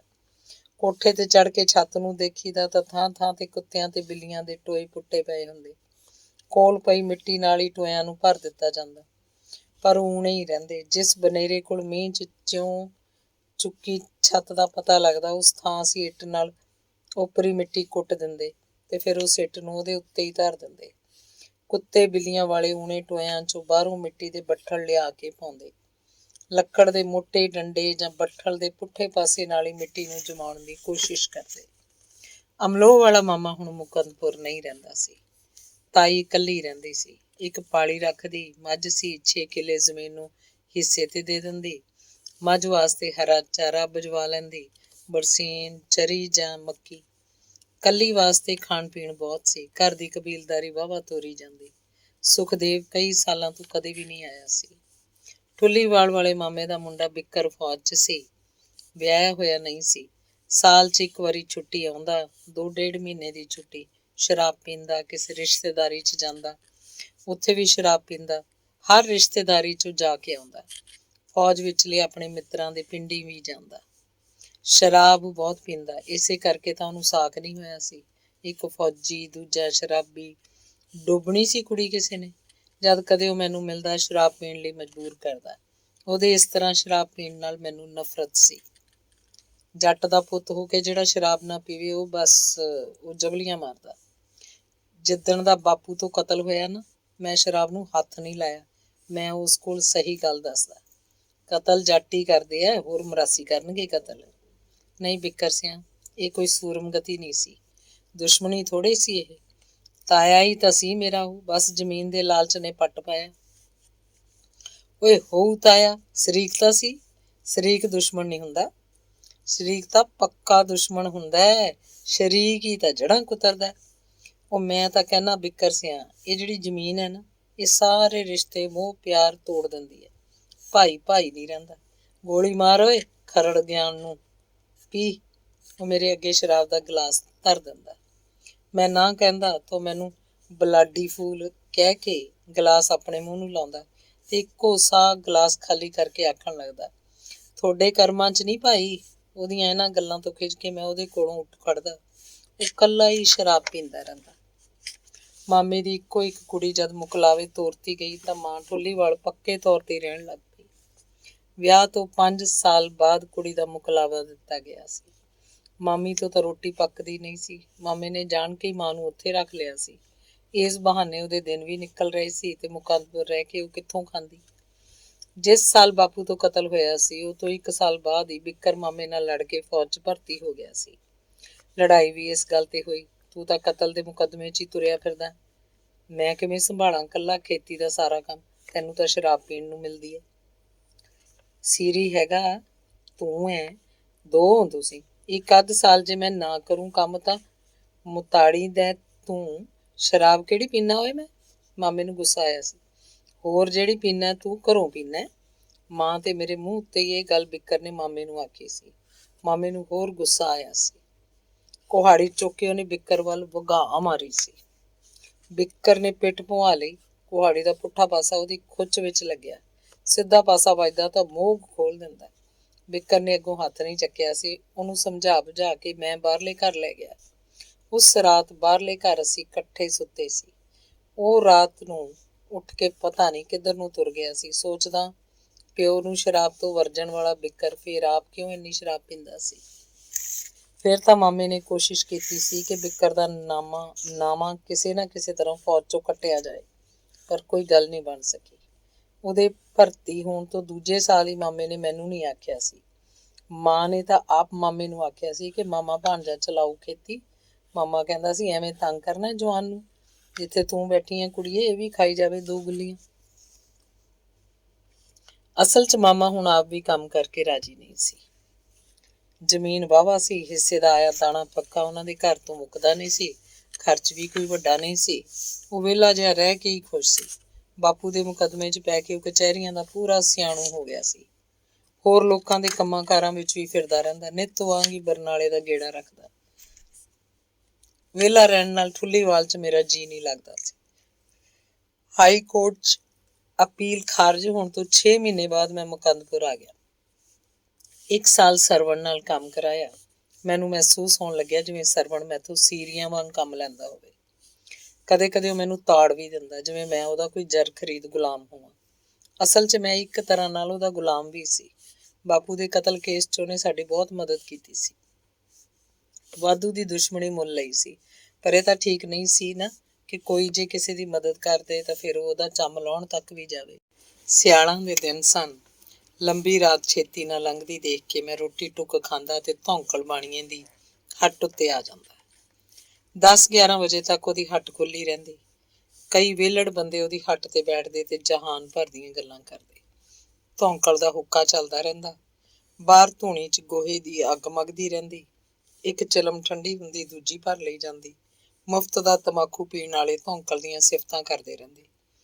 ਚੋਰੀਆਂ ਚੁਗੀ ਕਪਾਹ ਦੀਆਂ ਝੋਲੀਆਂ ਪਾਲੀ ਮੁੰਡੇ ਵੇਚ ਕੇ ਜਾਂਦੇ। ਜੈਮਲ ਛੀਂਬਾ ਵੀ ਉੱਥੇ ਬੈਠਦਾ ਹੁੰਦਾ। ਉਹ ਮੇਰੇ ਨਾਲ ਮੋਹ ਦੀਆਂ ਗੱਲਾਂ ਕਰਦਾ। ਦਾਦਾ ਬੱਗੂ ਉਹਦਾ ਯਾਰ ਸੀ। ਜੈਮਲ ਨੇ ਮੈਨੂੰ ਪੰਜਾਬੀ ਦੇ ਅੱਖਰ ਪੜ੍ਹਾਉਣੇ ਸ਼ੁਰੂ ਕਰਤੇ। ਧੌਂਕਲ ਬੁਰਾ ਮਨਾਉਂਦਾ, ਉਹ ਜੱਟ ਤਾਂ ਸੁਹਾਗੇ ਤੇ ਚੜਿਆ ਮਾਨ ਨਹੀਂ ਹੁੰਦਾ। ਜੈਮਲ ਸਿਆਂ, ਤੂੰ ਇਹਨੂੰ ਪੜ੍ਹ ਤਾਂ ਪੜ੍ਹਾਉਣ ਲੱਗ ਪਿਆ। ਇਹ ਜੱਟ ਬਾਬੇ ਤਾਂ ਉਹੀ ਪੰਜਾਬੀ ਦਾ ਇੱਕ ਬਾਲ ਉਪਦੇਸ਼, ਇੱਕ ਵੱਡੀ ਸਾਰੀ ਕਾਪੀ ਤੇ ਇੱਕ ਪੈਨ ਭੰਤ ਨੂੰ ਕਹਿ ਕੇ ਮੈਂ ਬਰਨਾਲਿਓਂ ਮੰਗਵਾ ਲਿਆ ਸੀ। ਜੈਮਲ ਮੇਰੀ ਪੜ੍ਹਾਈ 'ਚ ਪੂਰੀ ਦਿਲਚਸਪੀ ਲੈਂਦਾ। ਦਿਨਾਂ ਵਿੱਚ ਹੀ ਮੈਂ ਅਖਬਾਰ ਪੜ੍ਹਨ ਲੱਗ ਪਿਆ ਸੀ। ਦਾਣੇ ਫੱਕੇ ਦਾ ਹਿਸਾਬ ਕਿਤਾਬ ਵੀ ਕਰ ਲੈਂਦਾ। ਧੌਂਕਲ ਮੇਰੀ ਪੜ੍ਹਾਈ ਉੱਤੇ ਬਹੁਤ ਖਿੱਝਦਾ। ਵਿਸਾਖੀ ਪਿੱਛੋਂ ਸਰਵਣ ਦਾ ਘਰ ਛੱਡ ਕੇ ਮੈਂ ਉਜਾਗਰ ਸਿੰਘ ਨਾਲ ਸੀਰ ਕਰ ਲਿਆ। ਆਮ ਸੀਰੀਆਂ ਵਾਂਗ ਮੈਂ ਉਜਾਗਰ ਸਿੰਘ ਤੋਂ ਪੈਸੇ ਨਹੀਂ ਲਏ। ਜਦ ਤੋਂ ਹਾਂ, ਕਦੇ ਵੀ ਨਹੀਂ ਲਏ। ਸੀਰ ਦੇ ਪੈਸੇ ਤਾਂ ਇੱਕ ਤਰ੍ਹਾਂ ਦਾ ਕਰਜ਼ ਹੁੰਦਾ ਜੋ ਸੀਰ ਛੱਡਣ ਵੇਲੇ ਮੋੜਨਾ ਪੈਂਦਾ। ਇਹ ਪੈਸੇ ਸੀਰੀ ਅਗਾਂਹ ਉਸ ਜੱਟ ਤੋਂ ਲੈ ਕੇ ਮੋੜਦਾ ਜਿਸ ਨਾਲ ਉਹ ਅਗਲੇ ਸਾਲ ਲਈ ਰਲਿਆ। ਸੀਰ ਦਾ ਮੁੱਲ ਵੱਧਦਾ ਰਹਿੰਦਾ ਹੈ। ਸੀਰੀ ਦੀਆਂ ਲੋੜਾਂ ਵੱਧਦੀਆਂ ਹਨ। ਕਬੀਲਦਾਰੀ ਖਿੜਦੀ ਹੈ। ਸੀਰ ਵੱਧ ਰਹੇ ਪੈਸਿਆਂ ਦੇ ਭਾਰ ਹੇਠ ਸੀਰੀ ਦਬਦਾ ਹੀ ਦਬਦਾ ਤੁਰਿਆ ਜਾਂਦਾ। ਤੇ ਫਿਰ ਇੱਕ ਦਿਨ ਆਉਂਦਾ ਜਦ ਕੋਈ ਜੱਟ ਉਹਦੇ ਸੀਰ ਦਾ ਮੁੱਲ ਨਹੀਂ ਤਾਰਦਾ। ਪਹਿਲੇ ਜੱਟ ਦੇ ਪੈਸੇ ਤਾਰੇ ਬਿਨਾਂ ਉਹ ਸੀਰ ਛੱਡ ਕੇ ਭੱਜ ਜਾਂਦਾ ਹੈ, ਫੌਜ 'ਚ ਭਰਤੀ ਹੋ ਜਾਂਦਾ ਹੈ ਤੇ ਜਾਂ ਸੜਕ ਉੱਤੇ ਮਜ਼ਦੂਰੀ ਦਾ ਕੰਮ ਕਰਨ ਲੱਗਦਾ ਹੈ। ਸੀਰ ਦੇ ਪੈਸੇ ਮੋੜਨ ਸੰਬੰਧੀ ਜੱਟ ਨਾਲ ਝਗੜਾ ਚੱਲਦਾ ਰਹਿੰਦਾ। ਆਖਰ ਸੀਰ ਦੇ ਪੈਸੇ ਵਿਆਜੂ ਬਣ ਕੇ ਜੱਟ ਦੀ ਵਹੀ 'ਚ ਲਿਖ ਦਿੱਤੇ ਜਾਂਦੇ ਆ। ਪੈਸਿਆਂ ਦੇ ਵਿਆਜ 'ਚ ਕਦੇ ਕਦੇ ਜੱਟ ਨਾਲ ਆਪਣਾ ਮੁੰਡਾ ਪਾਲੀ ਰਲਾ ਦਿੱਤਾ ਜਾਂਦਾ ਹੈ। ਸੀਰੀ ਰਹਿ ਚੁੱਕਿਆ ਬੋਦਾ ਹੱਡ ਪਹਿਲਾਂ ਨਾਲੋਂ ਵੀ ਜ਼ਿਆਦਾ ਔਖਾ ਹੋ ਕੇ ਹੌਲੀ ਹੌਲੀ ਕਰਜ਼ਾ ਮੋੜਦਾ ਹੈ। ਕਈ ਵਾਰੀ ਤਾਂ ਇਹਨਾਂ ਪੈਸਿਆਂ ਦੇ ਮੋੜਨ 'ਚ ਉਮਰਾਂ ਲੰਘ ਜਾਂਦੀਆਂ। ਫਿਰ ਵੀ ਫੌਜ 'ਚ ਜਾਂ ਸੜਕਾਂ ਉੱਤੇ ਕੰਮ ਕਰ ਰਿਹਾ ਆਦਮੀ ਜੱਟ ਦੀ ਗੁਲਾਮੀ ਨਾਲੋਂ ਹਲਕਾ ਮਹਿਸੂਸ ਕਰਦਾ ਹੈ। 6 ਮਹੀਨਿਆਂ ਬਾਅਦ ਸੀਰ ਦੇ ਜਿਹੜੇ ਦਾਣੇ ਮੈਨੂੰ ਆਉਂਦੇ ਹੈ, ਉਹ ਮੈਂ ਉਜਾਗਰ ਸਿੰਘ ਦੇ ਦਾਣਿਆਂ ਨਾਲ ਹੀ ਮੰਡੀ ਤੇ ਵੇਚ ਆਉਣਾ। ਕਦੇ ਕਦੇ ਉਜਾਗਰ ਸਿੰਘ ਆਪ ਹੀ ਉਹਨਾਂ ਦਾਣਿਆਂ ਨੂੰ ਮੰਡੀ ਦੇ ਭਾਅ ਰੱਖ ਲੈਂਦਾ, ਮੈਨੂੰ ਪੈਸੇ ਦੇ ਦਿੰਦਾ। ਇਹਨਾਂ ਦਾਣਿਆਂ ਦੀ ਵਟਤ ਨਾਲ ਮੈਂ ਆਪਣੇ ਗਲ ਤੇੜ ਦੇ ਕੱਪੜੇ ਲੈ ਲੈਂਦਾ। ਕੁਝ ਪੈਸੇ ਠੁੱਲੀਵਾਲ ਜਾ ਕੇ ਮਾਂ ਨੂੰ ਦੇ ਆਉਣਾ। ਉਹ ਆਪਣੇ ਕੱਪੜੇ ਸਿਲਵਾ ਲੈਂਦੀ ਹੈ। ਬਾਪੂ ਲਈ ਕੁਛ ਨਾ ਕੁਛ ਖਾਣ ਵਾਸਤੇ ਲੈ ਕੇ ਜਾਂਦੀ ਹੈ। ਕਦੇ ਪੰਜੀਰੀ, ਕਦੇ ਖੋਆ ਜਾਂ ਕਦੇ ਸਿਰਫ ਘਿਓ ਹੀ। ਪੁਲਿਸ ਕਰਮਚਾਰੀਆਂ ਦੀ ਕਿਰਪਾ ਸਦਕਾ ਬਾਪੂ ਕੋਲ ਭਾਵੇਂ ਉਹਦਾ ਅੱਧ ਹੀ ਪਹੁੰਚਦਾ। ਮਾਂ ਨਾਲ ਕਦੇ ਕਦੇ ਮੈਂ ਵੀ ਜਾਂਦਾ। ਬਾਪੂ ਮੁਕੰਦਪੁਰ ਦੇ ਸਾਰੇ ਲੋਕਾਂ ਦਾ ਹਾਲ ਚਾਲ ਪੁੱਛਦਾ, ਸਾਰੇ ਰਿਸ਼ਤੇਦਾਰਾਂ ਦੀ ਗੱਲ ਤੋਰਦਾ। ਮੁਕੰਦਪੁਰ ਗਹਿਣੇ ਪਈ ਜ਼ਮੀਨ ਦੀ ਜਦ ਵੀ ਗੱਲ ਛਿੜਦੀ ਹੈ, 9,000 ਰੁਪਇਆ ਸਭ ਦੀਆਂ ਅੱਖਾਂ ਸਾਹਮਣੇ ਫੜਫੜਾਉਣ ਲੱਗਦਾ। ਬਾਪੂ ਇੱਕ ਜ਼ਹਿਰੀਲੀ ਘੁੱਟ ਸੰਘੋਂ ਥੱਲੇ ਉਤਾਰ ਕੇ ਚੁੱਪ ਹੋ ਜਾਂਦਾ ਤੇ ਫਟੀਆਂ ਫਟੀਆਂ ਅੱਖਾਂ ਨਾਲ ਜੇਲ੍ਹ ਦੇ ਵੱਡੇ ਦਰਵਾਜ਼ੇ ਦੀਆਂ ਲੰਬੀਆਂ ਮੋਟੀਆਂ ਲੋਹੇ ਦੀਆਂ ਸੀਖਾਂ ਵੱਲ ਝਾਕਣ ਲੱਗਦਾ, ਝਾਕਦਾ ਹੀ ਰਹਿੰਦਾ। ਜਿਸ ਸਾਲ ਸਰਵਣ ਦਾ ਘਰ ਛੱਡ ਕੇ ਉਜਾਗਰ ਸਿੰਘ ਦੇ ਘਰ ਮੈਂ ਸੀਰੀ ਬਣ ਕੇ ਆਇਆ, ਉਸੇ ਸਾਲ ਇੱਕ ਥਾਣੇਦਾਰ ਤੇ 4 ਸਿਪਾਹੀ ਜੀਪ ਲੈ ਕੇ ਮੁਕੰਦਪੁਰ ਆਏ। ਆਉਣ ਸਾਰ ਸੱਥ ਵਿੱਚ ਜੀਪ ਖੜਾ ਕੇ ਉਹਨਾਂ ਨੇ ਨੰਬਰਦਾਰ ਤੇ ਚੌਕੀਦਾਰ ਨੂੰ ਬੁਲਾਇਆ। ਉਹਨਾਂ ਤੋਂ ਹਰਨਾਮ ਸਿੰਘ ਦਾ ਘਰ ਪੁੱਛਿਆ। ਫਿਰ ਨੰਬਰਦਾਰ ਤੇ ਚੌਕੀਦਾਰ ਨੂੰ ਨਾਲ ਲੈ ਕੇ ਮੀਂਹ ਦੀ ਵਾਛੜ ਵਾਂਗ ਉਹ ਤਾਈ ਦੇ ਸਿਰ ਉੱਤੇ ਜਾ ਖੜੇ। ਤਾਈ ਨੂੰ ਬਹੁਤ ਡਰਾਇਆ ਧਮਕਾਇਆ। ਆਂਢ ਗੁਆਂਢ ਦੇ ਲੋਕ ਤਮਾਸ਼ਾ ਦੇਖਣ ਲਈ ਇਕੱਠੇ ਹੋਣ ਲੱਗੇ। ਉਹਨਾਂ ਦੇ ਬਾਰ 'ਚ ਜਾ ਖੜੇ। ਬੁੜੀਆਂ ਕੋਠਿਆਂ ਤੇ ਬਨੇਰਿਆਂ ਤੇ ਝੁਕੀਆਂ ਸੀ। ਦੱਸ ਬੁੜੀਏ, ਕਿੱਥੇ ਆ ਮੁੰਡਾ ਤੇਰਾ? ਥਾਣੇਦਾਰ ਨੇ ਕਈ ਵਾਰ ਪੁੱਛੇ ਸਵਾਲ ਨੂੰ ਫੇਰ ਦੁਹਰਾਇਆ। ਕਈ ਵਾਰ ਦਿੱਤੇ ਜਵਾਬ ਨੂੰ ਉਹ ਦੁਹਰਾ ਰਹੀ ਸੀ। ਉਹ ਤਾਂ ਜੀ 8 ਸਾਲ ਹੋ ਗਏ, ਆਇਆ ਹੀ ਨਹੀਂ ਕਦੀ। ਪਤਾ ਨਹੀਂ ਕਿੱਥੇ ਰਹਿੰਦਾ। ਤਾਈ ਹੱਥ ਜੋੜੀ ਖੜੀ ਸੀ, ਕੰਬ ਰਹੀ ਸੀ। ਸਿਪਾਹੀ ਨੇ ਸਾਰੇ ਘਰ ਦੀ ਤਲਾਸ਼ੀ ਲਈ। ਸਬਾਤ 'ਚ ਇੱਕ ਟਾਂਡ ਉੱਤੇ ਪਈਆਂ ਕੁਝ ਕਿਤਾਬਾਂ ਚੁੱਕ ਲਿਆ। ਥਾਣੇਦਾਰ ਨੂੰ ਕਿਹਾ, ਇਹ ਦੇਖੋ ਸਰਦਾਰ ਜੀ, ਕਿਤਾਬਾਂ ਮਿਲੀਆਂ ਨੇ। ਇਹ ਕਿਤਾਬਾਂ ਮਾਈ ਕੀ ਦੀਆਂ ਨੇ? ਥਾਣੇਦਾਰ ਫੇਰ ਤਾਈ ਨੂੰ ਘੁਰ ਕੇ ਪਿਆ। ਇਹ ਕਿਤਾਬਾਂ ਤਾਂ ਜੀ ਉਸੇ ਦੀਆਂ ਨੇ। ਇਹਦਾ ਮਤਲਬ ਹੈ ਉਹ ਆਉਂਦਾ ਇੱਥੇ? ਨਾ ਜੀ, ਉਹ ਤਾਂ ਕਦੇ ਨਹੀਂ ਆਇਆ। ਤਾਂ ਫਿਰ ਇਹ ਕਿਤਾਬਾਂ ਕਿੱਥੋਂ ਆਈਆਂ? ਇਹ ਤਾਂ ਜੀ ਪੁਰਾਣੀਆਂ ਨੇ, ਜਦੋਂ ਪੜ੍ਹਦਾ ਹੁੰਦਾ ਸੀ। ਇੱਕ ਦੋ ਕਿਤਾਬਾਂ ਥਾਣੇਦਾਰ ਨੇ ਫਰੋਲ ਕੇ ਦੇਖੀਆਂ। ਥਾਣੇਦਾਰ ਨੂੰ ਉਹਨਾਂ ਦੀ ਕੋਈ ਸਮਝ ਨਹੀਂ ਸੀ ਆਈ। ਉਹਨਾਂ ਸਾਰੀਆਂ ਕਿਤਾਬਾਂ ਉੱਤੇ ਸੁਖਦੇਵ ਸਿੰਘ ਦਾ ਨਾਂ ਲਿਖਿਆ ਥਾਣੇਦਾਰ ਨੇ ਜ਼ਰੂਰ ਪੜ੍ਹਿਆ। ਕਿਤਾਬਾਂ ਦਾ ਬੰਡਲ ਬੰਨ੍ਹ ਕੇ ਪੁਲਿਸ ਨੇ ਕਬਜ਼ੇ 'ਚ ਕਰ ਲਿਆ। ਤੇ ਫਿਰ ਨੰਬਰਦਾਰ ਤੇ ਚੌਕੀਦਾਰ ਦੋਵਾਂ ਨੇ ਬਹੁਤ ਆਖਿਆ ਕਿ ਸੁਖਦੇਵ ਮੁਕੰਦਪੁਰ 'ਚ ਬਹੁਤ ਸਾਲਾਂ ਤੋਂ ਨਹੀਂ ਆਇਆ। ਇਕੱਠ ਵਿੱਚ ਵੀ ਕਈ ਬੰਦੇ ਇਹੀ ਗੱਲ ਥਾਣੇਦਾਰ ਨੂੰ ਕਹਿ ਰਹੇ ਸੀ। ਥਾਣੇਦਾਰ ਮੰਨਦਾ ਹੀ ਨਹੀਂ ਸੀ। ਤੇ ਫਿਰ ਥਾਣੇਦਾਰ ਨੇ ਆਪਣੀ ਡਾਇਰੀ 'ਚ ਤਾਈ ਤੋਂ ਉਹਨਾਂ ਦੀਆਂ ਸਾਰੀਆਂ ਰਿਸ਼ਤੇਦਾਰੀਆਂ ਦਾ ਨਾਂ ਪਤੇ ਪੁੱਛ ਕੇ ਲਿਖੇ। ਸੱਥ ਵਿੱਚ ਜੀਪ ਕੋਲ ਆ ਕੇ ਥਾਣੇਦਾਰ ਨੇ ਪਿੰਡ ਦੀ ਸਾਰੀ ਪੰਚਾਇਤ ਨੂੰ ਬੁਲਾਇਆ ਤੇ ਤਾੜ ਕੇ ਆਖਿਆ, ਤੁਹਾਡੇ ਪਿੰਡ ਦਾ ਇਹ ਮੁੰਡਾ ਜੇ ਕਦੇ ਇੱਥੇ ਆਵੇ, ਫੌਰਨ ਥਾਣੇ 'ਚ ਇਤਲਾਹ ਭੇਜੋ, ਤੁਹਾਡੀ ਜ਼ਿੰਮੇਵਾਰੀ ਹੈ। ਪੰਚਾਇਤ ਚੁੱਪ ਕੀਤੀ ਖੜੀ ਸੀ। ਸਾਰੇ ਹੀ ਹੈਰਾਨ ਸੀ। ਤੇ ਫਿਰ ਇੱਕ ਪੰਚ ਨੇ ਪੁੱਛ ਹੀ ਲਿਆ, ਕਿਉਂ ਸਰਦਾਰ ਜੀ, ਕਿਹੜੇ ਕਸੂਰ 'ਚ ਉਹ ਤਲਬੀਂਦਾ? ਕਸੂਰ? ਉਹ ਪਤਾ ਨਹੀਂ ਅਜੇ ਮੁਲਕ 'ਚ ਕੀ ਅੱਗ ਭੜਕੀ ਹੋਈ ਹੈ। ਥਾਣੇਦਾਰ ਨੇ ਹੱਸ ਕੇ ਆਖਿਆ ਤੇ ਫਿਰ ਇੰਨਾ ਹੀ ਦੱਸਿਆ ਕਿ ਉਹ ਬਹੁਤ ਖਤਰਨਾਕ ਮੁਜਰਮ ਹੈ। ਪਟਿਆਲੇ ਦੇ ਕਈ ਕੇਸਾਂ 'ਚ ਉਹਦਾ ਨਾਂ ਹੈ। ਪੰਚਾਇਤ ਦੇ ਕੰਨ ਖੁੱਲ੍ਹ ਗਏ। ਥੋੜ੍ਹੇ ਸਮੇਂ ਵਿੱਚ ਹੀ ਇਹ ਗੱਲ ਸਾਰੇ ਪਿੰਡ ਵਿੱਚ ਫੈਲ ਗਈ। ਅੰਗ 15ਵਾਂ। ਜਿਸ ਸਾਲ ਸੁਖਦੇਵ ਬਾਰੇ ਪੁਲਿਸ ਮੁਕੰਦਪੁਰ ਆਈ ਸੀ, ਉਸੇ ਸਾਲ ਦੀਵਾਲੀ ਤੋਂ 2 ਦਿਨ ਪਹਿਲਾਂ ਅਮਲੋਹ ਤੋਂ ਮਾਮੇ ਮੁਖਤਿਆਰ ਸਿੰਘ ਦਾ ਭੱਜਿਆ ਇੱਕ ਬੰਦਾ ਮੁਕੰਦਪੁਰ ਆ ਕੇ ਤਾਈ ਨੂੰ ਲੈ ਗਿਆ। ਅਮਲੋਹ ਥਾਣੇ ਦੀ ਪੁਲਿਸ ਨਾਲ ਸੁਖਦੇਵ ਦਾ ਮੁਕਾਬਲਾ ਹੋ ਗਿਆ ਸੀ। ਅਮਲੋਹ ਤੋਂ ਛਿਪਦੇ ਪਾਸੇ ਸੂਏ ਦੀ ਪਟੜੀ ਤੇ ਸੁਖਦੇਵ ਦੀ ਲਾਸ਼ ਪਈ ਸੀ। ਪੁਲਿਸ ਦਾ ਸਖਤ ਪਹਿਰਾ ਸੀ। ਉਹਦੇ ਹੱਥ 'ਚ ਰਿਵਾਲਵਰ ਦਿੱਤਾ ਹੋਇਆ ਸੀ। ਉਹਦੀ ਲਾਸ਼ ਤੋਂ ਥੋੜ੍ਹੀ ਵਿੱਥ ਉੱਤੇ ਇੱਕ ਟਾਹਲੀ 'ਚ ਰਿਵਾਲਵਰ ਦੀ ਗੋਲੀ ਦੇ 3 ਡੂੰਘੇ ਨਿਸ਼ਾਨ ਸੀ। ਉਹਦੇ ਡੌਲਿਆਂ ਤੇ ਪੱਟਾਂ ਉੱਤੇ ਰੱਸੇ ਦੀਆਂ ਚੀਗਾਂ ਸਨ। ਮਾਮੇ ਮੁਖਤਿਆਰ ਸਿੰਘ ਤੋਂ ਉਹਦੀ ਲਾਸ਼ ਦੀ ਸ਼ਨਾਖਤ ਕਰਵਾਈ ਗਈ ਸੀ। ਤੇ ਫਿਰ ਮਾਮੇ ਨੇ ਤਾਈ ਨੂੰ ਬੁਲਵਾਇਆ ਸੀ ਤਾਂ ਕਿ ਪੋਸਟਮਾਰਟਮ ਤੋਂ ਬਾਅਦ ਲਾਸ਼ ਲੈ ਲਈ ਜਾਵੇ ਤੇ ਮੁਕੰਦਪੁਰ ਲਿਜਾ ਕੇ ਉਹਦਾ ਸੰਸਕਾਰ ਕਰ ਦਿੱਤਾ ਜਾਵੇ। ਬਹੁਤ ਦੌੜ ਭੱਜ ਪਿੱਛੋਂ ਸੁਖਦੇਵ ਦੀ ਲਾਸ਼ ਵਾਰਸਾਂ ਨੂੰ ਮਿਲੀ। ਟਰੱਕ 'ਚ ਪਾ ਕੇ ਉਹਨੂੰ ਮੁਕੰਦਪੁਰ ਲਿਆਂਦਾ ਗਿਆ। ਤਾਈ ਨਾਲ ਮਾਮਾ ਵੀ ਆਇਆ ਤੇ 2 ਬੰਦੇ ਹੋਰ ਵੀ ਸੀ। ਕਾਣੀ ਦੀਵਾਲੀ ਦੇ ਦੀਵੇ ਜਗ ਰਹੇ ਸਨ। ਉਧਰ ਟਰੱਕ ਦਾ ਹਾਰਨ ਪਿੰਡ ਵਿੱਚ ਆ ਵੱਜਿਆ। ਸਾਰੀ ਰਾਤ ਉਹਦੀ ਲੋਥ ਘਰ ਦੇ ਵਿਹੜੇ 'ਚ ਸੜਦੀ ਰਹੀ। ਤਾਈ ਰੋਈ ਨਹੀਂ, ਸੁੰਨ ਪੱਥਰ ਬਣੀ ਸਾਰੀ ਰਾਤ ਸੁਖਦੇਵ ਦੇ ਸਿਰਹਾਣੇ ਬੈਠੀ ਰਹੀ। ਗੁਆਂਢ 'ਚੋਂ ਸਰੀਕੇ ਦੀਆਂ 4-5 ਬੁੜੀਆਂ 70 ਵਜਾ ਕੇ ਪਈਆਂ ਰਹੀਆਂ। ਮਾਮੇ ਨੇ 2 ਵਾਰੀ ਰਾਤ ਨੂੰ ਚਾਹ ਕੀਤੀ, ਬੁੜੀਆਂ ਨੂੰ ਪਿਆਤੀ। ਤਾਈ ਦੇ ਸੰਗ ਥੱਲੋਂ ਕੁਝ ਉਤਰਦਾ ਹੀ ਨਹੀਂ ਸੀ। ਦਿਨ ਚੜ੍ਹਿਆ। ਲੋਕਾਂ ਦੇ ਘਰਾਂ 'ਚ ਦੀਵਾਲੀ ਦੀਆਂ ਤਿਆਰੀਆਂ ਸੀ। ਅਗਵਾੜ ਦੇ ਕੁਝ ਬੰਦਿਆਂ ਨੇ ਲੱਕੜਾਂ ਇਕੱਠੀਆਂ ਕੀਤੀਆਂ। ਸਿਵਿਆਂ 'ਚ ਜਾ ਕੇ ਸੁਖਦੇਵ ਦਾ ਸੰਸਕਾਰ ਕਰ ਦਿੱਤਾ। ਦੀਵਾਲੀ ਦੇ ਦੀਵੇ ਸੁਖਦੇਵ ਦਾ ਮਾਤਮ ਮਨਾ ਰਹੇ ਸਨ। ਪਿਛਲੀ ਉਮਰ 'ਚ ਤਾਈ ਲਈ ਅਥਾਹ ਸਦਮਾ ਸੀ। ਉਹਦੇ ਘਰ ਦਾ ਆਖਰੀ ਦੀਵਾ ਬੁਝ ਗਿਆ ਸੀ। ਨਾ ਤਾਂ ਸੁਖਦੇਵ ਦੀ ਲਾਸ਼ ਆਉਣ ਵੇਲੇ ਮੈਂ ਤਾਈ ਦੇ ਘਰ ਗਿਆ, ਨਾ ਦੂਜੇ ਦਿਨ ਫੂਕਣ ਵੇਲੇ ਸਿਵਿਆਂ 'ਚ, ਤੇ ਨਾ ਹੀ ਬਾਅਦ ਵਿੱਚ ਤਾਈ ਕੋਲ ਕੋਈ ਅਫਸੋਸ ਕਰਨ। ਕਿਹੜੇ ਮੂੰਹ ਜਾਂਦਾ? ਮੈਨੂੰ ਦੇਖ ਕੇ ਤਾਂ ਸਗੋਂ ਤਾਈ ਨੂੰ ਹੋਰ ਰੋਹ ਚੜ੍ਹਦਾ। ਪਰ ਕੌਣ ਜਾਣਦਾ ਮੇਰਾ ਦਿਲ ਕਿੰਨਾ ਰੋ ਰਿਹਾ ਸੀ। ਸੁਖਦੇਵ ਦਾ ਮੇਰੇ ਨਾਲ ਕੋਈ ਵੈਰ ਨਹੀਂ ਸੀ। ਬਚਪਨ 'ਚ ਅਸੀਂ ਇਕੱਠੇ ਖੇਡੇ ਸੀ। ਜਵਾਨੀ 'ਚ ਪੈਰ ਧਰਨ ਲੱਗੇ ਤਦ ਵੀ ਸਾਨੂੰ ਕਦੇ ਇਹ ਅਹਿਸਾਸ ਨਹੀਂ ਹੋਇਆ ਕਿ ਅਸੀਂ ਚਾਚੇ ਤਾਏ ਦੇ ਪੁੱਤ ਹਾਂ। ਸਾਡਾ ਖੂਨ ਇੱਕ ਸੀ। ਸਾਡੀ ਸਾਂਝ ਸਕੇ ਭਰਾਵਾਂ ਵਾਲੀ ਸੀ। ਅਮਲੋਹ ਤੋਂ ਜਦ ਕਦੇ ਉਹ ਮੁਕੰਦਪੁਰ ਆਉਂਦਾ ਹੁੰਦਾ, ਅਸੀਂ ਇੱਕ ਦੂਜੇ ਨੂੰ ਮਿਲ ਕੇ ਖਿੜ ਉੱਠਦੇ, ਮੋਹ ਦੀਆਂ ਗੱਲਾਂ ਕਰਦੇ। ਕੋਈ ਮਿੱਠਾ ਤੇ ਨਿੱਘਾ ਜਿਹਾ ਅਹਿਸਾਸ ਸਾਡੇ ਦਿਲਾਂ 'ਚ ਭਰ ਜਾਂਦਾ। ਮੈਨੂੰ ਅਨਪੜ੍ਹ ਤੇ ਗਵਾਰ ਸਮਝ ਕੇ ਉਹ ਕਦੇ ਮੇਰੇ ਤੇ ਹੱਸਿਆ ਨਹੀਂ ਸੀ। ਮੈਨੂੰ ਵੀ ਉਹਦੇ ਇੰਨਾ ਪੜ੍ਹੇ ਹੋਣ ਦਾ ਗਰੂਰ ਜਿਹਾ ਰਹਿੰਦਾ। ਉਹ ਕਿੰਨਾ ਸਾਰਾ ਪੜ੍ਹ ਗਿਆ ਸੀ। ਉਹਦੇ ਮੁਕੰਦਪੁਰੋਂ ਜਾਣ ਬਾਅਦ ਵੀ ਲੋਕ ਉਹਦੀਆਂ ਗੱਲਾਂ ਕਰਦੇ। ਉਹ ਮੇਰਾ ਭਾਈ ਸੀ। ਮੈਨੂੰ ਉਹਦੇ ਤੇ ਮਾਣ ਸੀ। ਮੈਨੂੰ ਉਹ ਬੇਹੱਦ ਚੰਗਾ ਲੱਗਦਾ।